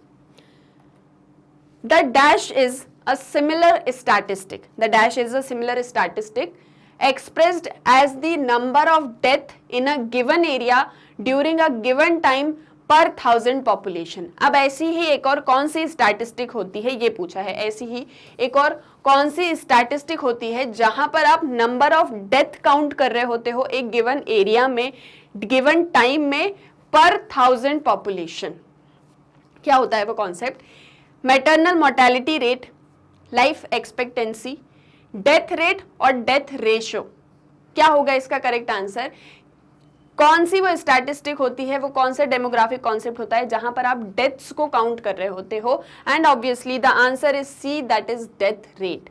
डेथ रेट को भी आप सेम ऐसे ही कंपेयर करते हो कि एक पर्टिकुलर एरिया में जस्ट सपोज ये ए एरिया है गिवन टाइम पीरियड में, जस्ट सपोज हम बात करें ईयर 2000 की, इस एरिया में, इस पर्टिकुलर एरिया के इस पर्टिकुलर टाइम पीरियड में कितनी डेथ हो रही हैं, कितनी डेथ्स हुई हैं, and this is divided by the total population of that area. Same ऐसे ही आप डेथ रेट को भी काउंट करते हो जैसे आप बर्थ रेट को काउंट करते हो, ठीक है। तो इसका करेक्ट आंसर क्या होगा, death rate, that is C, okay. Then next question is when the difference between birth rate and death rate is 0। अब birth rate and death rate इन दोनों के बीच का डिफरेंस 0 है, ये एक चीज कही जा रही है। व्हेन द डिफरेंस इज 0 और in practice very small, we say that the population has stabilized। हम ऐसा कहते हैं कि इस एक टाइम पीरियड पे जब बर्थ रेट और डेथ रेट का डिफरेंस 0 आ जाता है तो इस एक पोजीशन पे या इस एक सिचुएशन में जो पॉपुलेशन है वो स्टेबलाइज्ड हो गई है, पॉपुलेशन जो है वो स्टेबलाइज्ड हो गई है, स्थिर हो गई है, और हैज रीच्ड द, या फिर रीच कर गई है, कहां पर रीच कर गई, कहां पर पहुंच गई है आपकी population, stabilisation level, replacement level, highest point और हाईएस्ट लेवल, कहां पर पहुंच जाती है पॉपुलेशन, या पॉपुलेशन का क्या लेवल होता है जब birth rate and death rate का डिफरेंस 0 होता है। तो पॉपुलेशन हैज रीच्ड द, क्या होगा इसका correct answer, the answer is B, that is replacement level. जब बर्थ रेट और डेथ रेट दोनों के बीच का डिफरेंस 0 हो जाता है या बहुत स्मॉल हो जाता है, तब हम कहते हैं कि पॉपुलेशन स्टेबलाइज हो चुकी है, ठीक है। पॉपुलेशन जो है वो स्टेबलाइज हो गई है, जितने बर्थ हैं उतनी ही डेथ हैं, एंड अकॉर्डिंगली अब जो है हमारी पॉपुलेशन इस एक लेवल के बाद में रिप्लेस करने वाली है, ठीक है, रिप्लेस करने वाली है, यानी कि हमारी पॉपुलेशन पहुंच गई है रिप्लेसमेंट लेवल पर, okay. Correct answer is B. Then next is the dash refers to the total number of live birth that a hypothetical woman would have if she lived through the reproductive age group and had the average number of babies in each segment of this age group as determined by the age specific fertility rates for that area। क्या होने वाला है इसका correct answer, वापस से read कर लीजिए आप, एक और बार आराम से रीड करिए क्वेश्चन को। It refers to total number of live birth that a hypothetical woman would have। एक hypothetical woman कितने नंबर ऑफ बेबीज प्रोड्यूस करने वाली है या कितने लाइव बर्थ्स देने वाली है if she lived through the reproductive age group, अगर वो अपनी रिप्रोडक्टिव एज ग्रुप में है तो, and that had the average number of babies in each segment of this age group is determined by the age specific fertility rates for that area, and the options are fertility rate, maternal fertility rate, maternal mortality rate और the total fertility rate.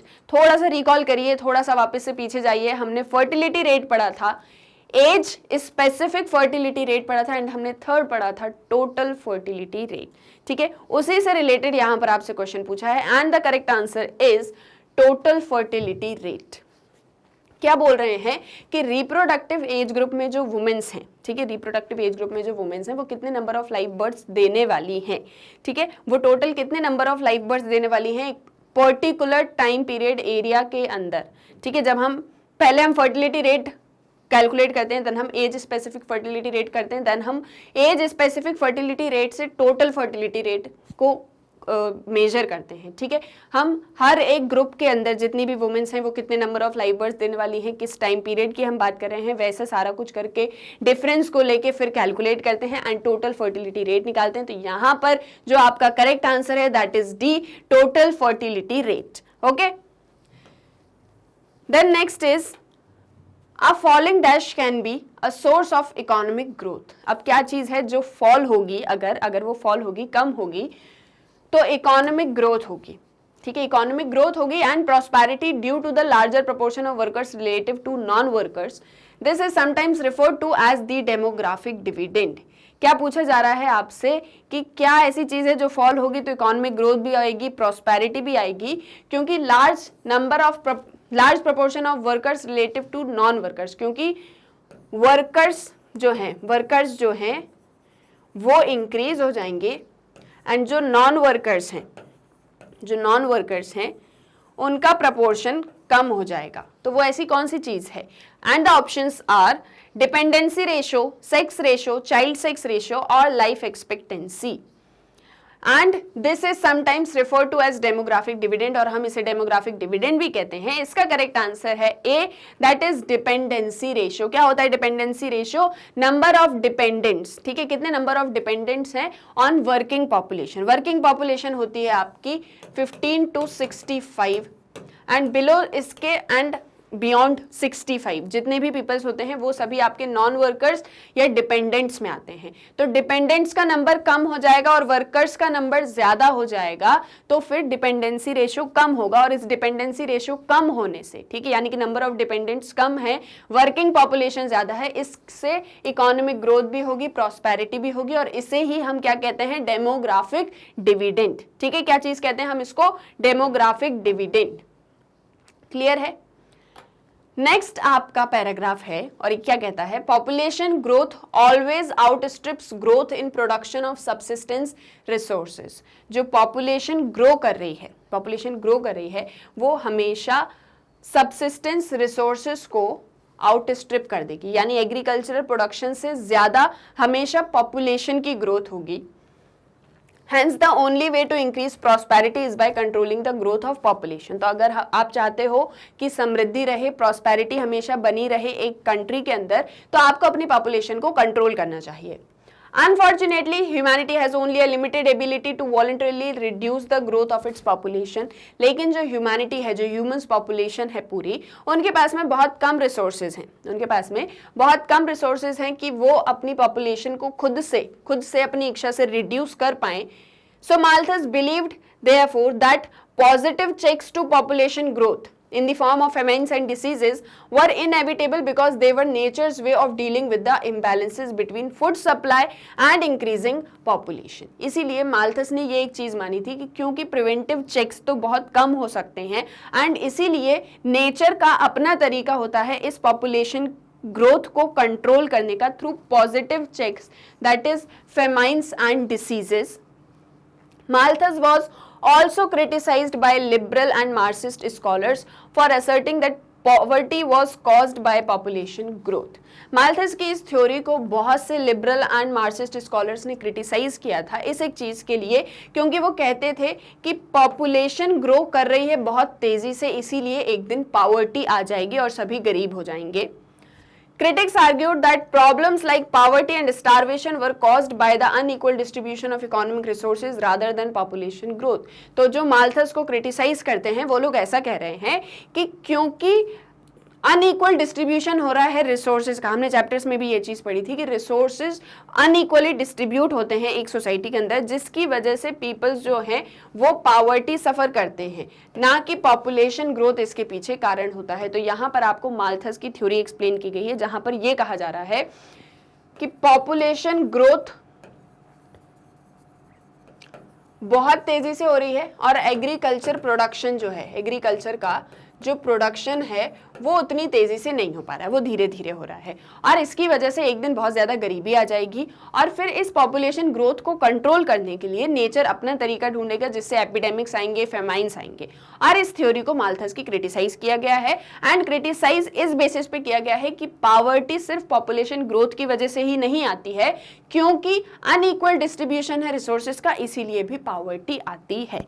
ठीक है, paragraph का meaning clear हुआ कि क्या paragraph कह रहा है। अब इससे रिलेटेड जो क्वेश्चंस हैं हम उन्हें डील करते हैं। Question is population rises in dash progression. Population कैसे राइज करती है? अरिथमेटिकली, जियोमेट्रिकली, लीनियर और हार्मोनिक। किस तरह से राइज करती है population? Obviously geometric. So the answer is B, that population rises in geometric progression. ठीक है, next question is agricultural production grows in dash progression. अब एग्रीकल्चरल प्रोडक्शन कैसे ग्रो करता है? जियोमेट्रिकली, लीनियर, हार्मोनिक और arithmetic. Obviously the answer is D, that is arithmetic. Agriculture production increase होता है arithmetically, that is 1, 2, 3, 4 and so on. And population कैसे grow कर रही है? 2, 4, 8, 16, 32 एंड सो ऑन। ठीक है, पॉपुलेशन कुछ इस तरह से ग्रो करी। तो agriculture production arithmetically and population growth geometrically. इन दोनों चीजों में आपको बिल्कुल भी कंफ्यूज नहीं होना है। Next question is which of the following is not an example of positive checks to population growth. अब इनमें से क्या पॉपुलेशन ग्रोथ के लिए पॉजिटिव चेक नहीं होगा, पॉजिटिव चेक नहीं होगा। Options are natural disasters, celibacy, famines और डिसीजेस। तो फेमिन्स तो होते हैं, डिसीजेस भी होते हैं। नेचुरल डिजास्टर्स या कैलिबेसी, क्या होगा इसका correct answer? Answer is B, that is celibacy, क्योंकि नेचुरल डिजास्टर्स, फेमिन्स और डिसीजेस ये सभी पॉजिटिव चेक्स के अंदर आते हैं। These are the nature's way to control population growth. ठीक है, कैलिबेसी नहीं होता। कैलिबेसी का मतलब होता है अविवाहित जीवन जीना, यानी कि कभी भी शादी नहीं करनी है। ठीक है, तो ऐसी जो चीज होती है, ऐसी प्रैक्टिस प्रिवेंटिव चेक्स के अंदर आती है, पॉपुलेशन ग्रोथ के पॉजिटिव चेक्स के अंदर नहीं आती। Okay, and the correct answer is B. Next is Which of the following is not a critique of Malthusian theory? अब माल्थस की थ्योरी का क्रिटिक क्या नहीं है? क्या पूछा है? क्रिटिक नहीं है। तो मतलब हमें बताने की क्रिटिक्स कौन से हैं और उनमें से जो एक ऑप्शन बचेगा वो क्रिटिक नहीं होगा। Options are food production continue to rise despite rapid population growth. इतनी पॉपुलेशन ग्रो होने के बावजूद भी फूड प्रोडक्शन राइज हो रहा है। Standard of living continue to rise despite rapid population growth. इतनी ज्यादा पॉपुलेशन ग्रोथ होने के बाद भी स्टैंडर्ड ऑफ लिविंग बढ़ ही रहा है। Poverty and starvation were caused by the unequal distribution of economic resources rather than by population growth. जो गरीबी आ रही है, स्टारवेशन हो रही है, भूखमरी फैल रही है, ये सारी चीजें पॉपुलेशन ग्रोथ की वजह से नहीं हो रही हैं, बल्कि क्योंकि इकोनॉमिक रिसोर्सेज अनइक्वली डिस्ट्रीब्यूटेड हैं इसलिए हो रही हैं। Last option is Humanity is condemned to live in poverty forever because the growth of agricultural production will always be overtaken by population growth. जो ह्यूमंस हैं वो हमेशा ही पावर्टी में रहने वाले हैं, हमेशा ही गरीबी में रहने वाले हैं। इसलिए रहने वाले हैं क्योंकि हमेशा पॉपुलेशन तेजी से बढ़ेगी और एग्रीकल्चरल प्रोडक्शन उतनी तेजी से नहीं बढ़ेगा, गुड्स ही नहीं होगी, प्रोडक्शन ही नहीं होगा, तो हमेशा ह्यूमैनिटी पुअर रहेगी, गरीब रहेगी। ठीक है, अब क्या होगा इसका करेक्ट आंसर? इनमें से कौन सा क्रिटिक नहीं है? क्रिटिक नहीं है, and the correct answer is D, क्योंकि ये माल्थस की थ्योरी का पार्ट है। ये तीनों क्रिटिसिज्म्स हैं। ठीक है, ये तीनों ही क्रिटिसिज्म्स हैं क्योंकि ये माल्थस की थ्योरी को क्रिटिसाइज करते हैं कि पॉपुलेशन ग्रोथ होने के बावजूद भी फूड प्रोडक्शन भी ग्रो हो रहा है, स्टैंडर्ड ऑफ लिविंग भी ग्रो हो रहा है, and poverty and starvation unequal distribution की वजह से है। ठीक है, और ये पॉइंट माल्थस ने खुद कहा है, तो ये इसलिए उसका क्रिटिक नहीं हो सकता। Okay, and the correct answer is D. Next एक और आपका पैराग्राफ है, that is okay, so the paragraph says the growth rate of population substantially increased after independence from British rule, going up to 2.2% during 1981। ये कहा जा रहा है कि जो आपकी ग्रोथ रेट ऑफ पॉपुलेशन है वो 1981 में 2.2% हो गई थी, यानी कि इंक्रीज हो गई थी। तो अल्टीमेटली इसका मतलब क्या हुआ? बर्थ रेट इंक्रीज हो गया है। Since then, although the annual growth rate has decreased, it remains one of the highest in the developing world। इसके बाद में जो हमारी एनुअल ग्रोथ रेट है वो धीरे धीरे कम होना शुरू हो जाती है। पहले बिल्कुल हाइक पे जाती है, फिर धीरे धीरे कम होना स्टार्ट हो जाती है, लेकिन फिर भी जितने भी डेवलपिंग वर्ल्ड थी, जितनी भी डेवलपिंग कंट्रीज थी, उसमें इंडिया की ग्रोथ रेट हाई थी। ठीक है, उसमें इंडिया की ग्रोथ रेट हाई थी। The impact of the demographic transition phase is clearly seen in the graph where they begin to diverge from each other after the decade 1921 and 1931। अब यहाँ से थोड़ा सा रिकॉल कर लेते हैं। आपने birth rate and death rate से रिलेटेड एक ग्राफ पढ़ा था, कुछ ऐसा हमारा ग्राफ था। यहाँ पर आपके पास में एक पहले डेथ रेट था जो बहुत इंक्रीज होता है, फिर धीरे धीरे बहुत डाउन हो जाता है। ठीक है, एक आपका बर्थ रेट था जो कि यहाँ से और थोड़ा नीचे से इधर पे इक्वल ही रहता है, थोड़ा सा डाउन होता है, देन वापस से अप होना स्टार्ट हो जाता है।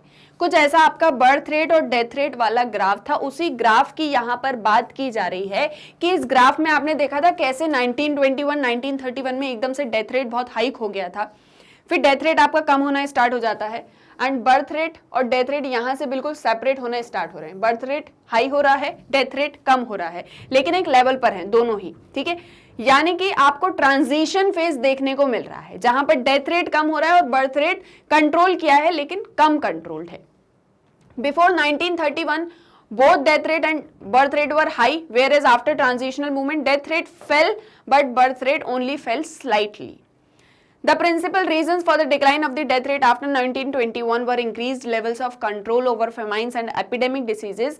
The later cause was perhaps the most important. ठीक है, वो पैराग्राफ यहाँ पर एक्सप्लेन किया गया है. इस पैराग्राफ के अकॉर्डिंग अब आपको चीजों को आंसर करना है, क्वेश्चंस को आंसर करना है. ये चीज कही जा रही है कि पहले बर्थ रेट एकदम से बहुत ऊपर गया, फिर धीरे धीरे नीचे आना शुरू हो गया, लेकिन ये जो फेल हुआ ये स्लाइटली फेल था. जो डेथ रेट था वो 1921 के टाइम पे बहुत ज्यादा हाई था, लेकिन फिर बाद में फेल होता गया, शार्पली फेल हुआ है डेथ रेट. ठीक है, कारण क्या था? क्योंकि हमने फेमाइन्स और एपिडेमिक डिसीजेस पर कंट्रोल कर लिया था. ओके, ये आपका पूरा पैराग्राफ कह रहा है. अब इससे रिलेटेड क्वेश्चंस आएंगे, आपको उन्हें आंसर करना है. Which of the following helped control epidemics in India over a period of time? एक समय के बाद में हमने एपिडेमिक्स को कंट्रोल किया, तो कैसे किया? इंप्रूवमेंट इन कम्युनिकेशन, क्या आपने कम्युनिकेशन सिस्टम में इंप्रूव किया था? डिक्रीज इन डेथ रेट, क्या आपने डेथ रेट्स को कम किया था, इसीलिए आपके एपिडेमिक्स कम हो गए थे? इंप्रूवमेंट इन सैनिटेशन, आपने सैनिटेशन फैसिलिटीज जो होती हैं उन्हें इंप्रूव किया. इंप्रूवमेंट इन एग्रीकल्चरल प्रोडक्टिविटी, अब आपने क्योंकि एग्रीकल्चरल प्रोडक्शन बढ़ा दिया है, अच्छे से इंप्रूव कर लिया है, इसलिए आपके एपिडेमिक्स कंट्रोल हो गए हैं. क्या ये इसका रीजन है? क्या होने वाला है? इसका करेक्ट आंसर आपको बताना है. जल्दी से एक और बार रीड कर लीजिए क्वेश्चन को और फटाफट मुझे आंसर बता दीजिए कि क्या होगा इसका correct answer.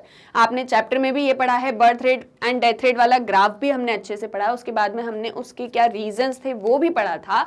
So the correct answer is answer C, that is improvement in sanitation. हमने सैनिटेशन इंप्रूव किया जिसकी वजह से हम एपिडेमिक्स को कंट्रोल कर पाए हैं. ओके, क्लियर है ये भी question. Next is which of the following is not a measure taken to famine related deaths by the Indian state. इनमें से कौन सा मेजर फेमाइन्स को कंट्रोल, फेमाइन्स रिलेटेड डेथ को कंट्रोल करने के लिए नहीं लिया गया था? Which of the is not a measure taken to famine related deaths by the Indian state. ठीक है, क्या है इसका correct answer? And the options are expansion of irrigation, improved means of transport and communication, MNREGA. What is MNREGA? Mahatma Gandhi national rural employment guarantee act. Changing agro climatic environment, MNREGA का meaning मैंने अभी आपको थोड़ी देर पहले बताया था, वापस से बता दूंगी तो आप आंसर ही पूरा गेस कर लेंगे. तो मतलब आपको बताना है आंसर क्या होगा. बताइए क्या होने वाला है इसका करेक्ट आंसर. वो कौन सा मेजर है जो हमने epidemics related, sorry famines related deaths को कंट्रोल करने के लिए नहीं लिया था? क्या नहीं कर सकती है गवर्नमेंट इनमें से? And the correct answer is D, changing agro climatic environment. ये हमने फेमाइन्स रिलेटेड डेथ्स कंट्रोल करने के लिए नहीं लिया था. हमने मनरेगा स्टार्ट किया था जॉब प्रोवाइड करने के लिए, ताकि और ज्यादा फेमाइन्स ना क्रिएट हों, लोग और ज्यादा पुअर ना रहें. कम्युनिकेशन ट्रांसपोर्टेशन की मीन्स हमने इंप्रूव किए थे, साथ ही हमने एक्सपेंशन किया था इरिगेशन फैसिलिटीज का. Okay, and your next question is what does Amartya Sen mean by failure of entitlements. अब फेलर ऑफ एंटाइटलमेंट से अमर्त्य सेन का क्या मतलब था? Options are the inability of people to buy और otherwise obtain food, vulnerability to variations in rainfall, lack of adequate means of transportation and communication, और D फेमाइन्स. Amartya Sen ने failure of entitlements कहा, इसका मतलब क्या होता है? What does mean to fail to give entitlements to someone? And the correct answer is A, that is the inability of people to buy और otherwise obtain food. यानी कि आप इनेबल्ड हो, आप सक्षम नहीं हो फूड परचेस करने के लिए, उसे बाय करने के लिए या फिर उसे ऑब्टेन करने के लिए किसी भी तरह के मीन्स से, that is you failed for entitlements. Okay, and your last question is which of the following states does not have the total fertility rate below the replacement level. वो कौन सा स्टेट है जहां पर total fertility rates replacement level से कम नहीं है? ठीक है, total fertility rates below the replacement level से नहीं है. And the options are Himachal Pradesh, Madhya Pradesh, Kerala और Tamil Nadu. Yes, the correct option is B, that is Madhya Pradesh. ठीक है, क्लियर है. आई होप आपको सभी क्वेश्चंस अच्छे से समझ में आए होंगे, आप चीजों को रिलेट कर पा रहे होंगे अपने चैप्टर से. सारे क्वेश्चंस आपके चैप्टर से ही हैं. साथ ही साथ कुछ क्वेश्चंस ऐसे हैं जो कि आपके चैप्टर्स में स्पेसिफिकली मेंशन तो नहीं है, जैसे कि हरियाणा की डेंसिटी कितनी है, डेंसिटी ऑफ पॉपुलेशन, लेकिन आपको उन चीज़ों का नॉलेज होना चाहिए. जैसे हरियाणा मेंशन्ड है, हरियाणा किस एक चीज़ के लिए मेंशन्ड है बुक में, वो तो आपको पता है, लेकिन उससे रिलेटेड और भी कोई एक्स्ट्रा इन्फॉर्मेशन क्वेश्चन। तो इन सभी का पर्पस क्या है कि कहीं से भी क्वेश्चन आए, कहीं से भी क्वेश्चन आए, आपको आंसर मालूम होना चाहिए। और सिर्फ इसीलिए नहीं पढ़ना है कि अभी एग्जाम निकाल लिया इसीलिए सारा कुछ जो है फटाफट पढ़ लेते हैं, रिवाइज कर लेते हैं। आपको ये नॉलेज आगे भी रहना चाहिए, ठीक है। आई होप सभी क्वेश्चंस आपको समझ में आ गए होंगे, सभी के आंसर्स भी आपको अब पता चल चुके हैं। केस बेस्ड क्वेश्चंस भी हमने कर लिए हैं, assertion and reason based MCQs भी हमने कर लिए हैं। एंड अब आपको कोई भी डाउट हो तो आप बिल्कुल कमेंट सेक्शन में पूछ सकते हैं। एक और चीज कि आप मैग्नेट ब्रेन्स की वेबसाइट को कैसे एक्सेस कर सकते हैं। तो सभी क्वेश्चंस समझने के लिए, रीड करने के लिए, चैप्टर्स के लिए, हर एक सब्जेक्ट को स्टडी करने के लिए आपको क्या करना है, गूगल पे जाना है, जस्ट एंटर करना है magnetbrains.com। आप जैसे ही एंटर करोगे आपके सामने magnet brains education platform open हो जाएगा। आप इसको स्क्रॉल करोगे तो देखोगे यहाँ पे किंडरगार्टन से लेके 12th क्लास तक के सारे क्लासेस के वीडियोज अवेलेबल हैं। आपको क्या करना है, आपको जो भी क्लास स्टडी करनी है, जैसे सपोज आपको क्लास 12th पढ़ना है तो आप क्लास 12th पर क्लिक करेंगे। 12th में जितने भी सब्जेक्ट के वीडियोज होंगे यहाँ आपके सामने ओपन हो जाएंगे, स्क्रॉल करेंगे और भी वीडियोज देखने को मिलेंगे। सभी के नीचे वॉच नाउ का बटन है। आपको जो भी सब्जेक्ट स्टडी करना है, वॉच नाउ पे क्लिक किया, सब्जेक्ट से रिलेटेड चैप्टर वाइज वीडियोज आए, चैप्टर से रिलेटेड यहाँ पर आपको टॉपिक वाइज वीडियोस भी मिल जाएंगे। सभी के आगे वॉच नाउ का बटन है। अब आपको जो भी वीडियो देखना है वॉच नाउ पे क्लिक किया और ये वीडियो आपके सामने ओपन हो जाएगा। अब यहाँ से आपको नेक्स्ट वीडियो देखना है, नेक्स्ट वीडियो पर क्लिक करिए। ये नहीं देखना है, कुछ और देखना है, यहाँ से कैंसिल कर दीजिए। सो बहुत ही इजीली आप मैग्नेट ब्रेन्स की वेबसाइट को एक्सेस कर सकते हैं। ये आपको 100% फ्री ऑनलाइन एजुकेशन प्रोवाइड करती है। सो हम मिलेंगे हमारे नेक्स्ट वीडियो लेक्चर में। इस वीडियो को लाइक एंड शेयर कर दीजिएगा और चैनल को सब्सक्राइब करना मत भूलिएगा। Thank you very much.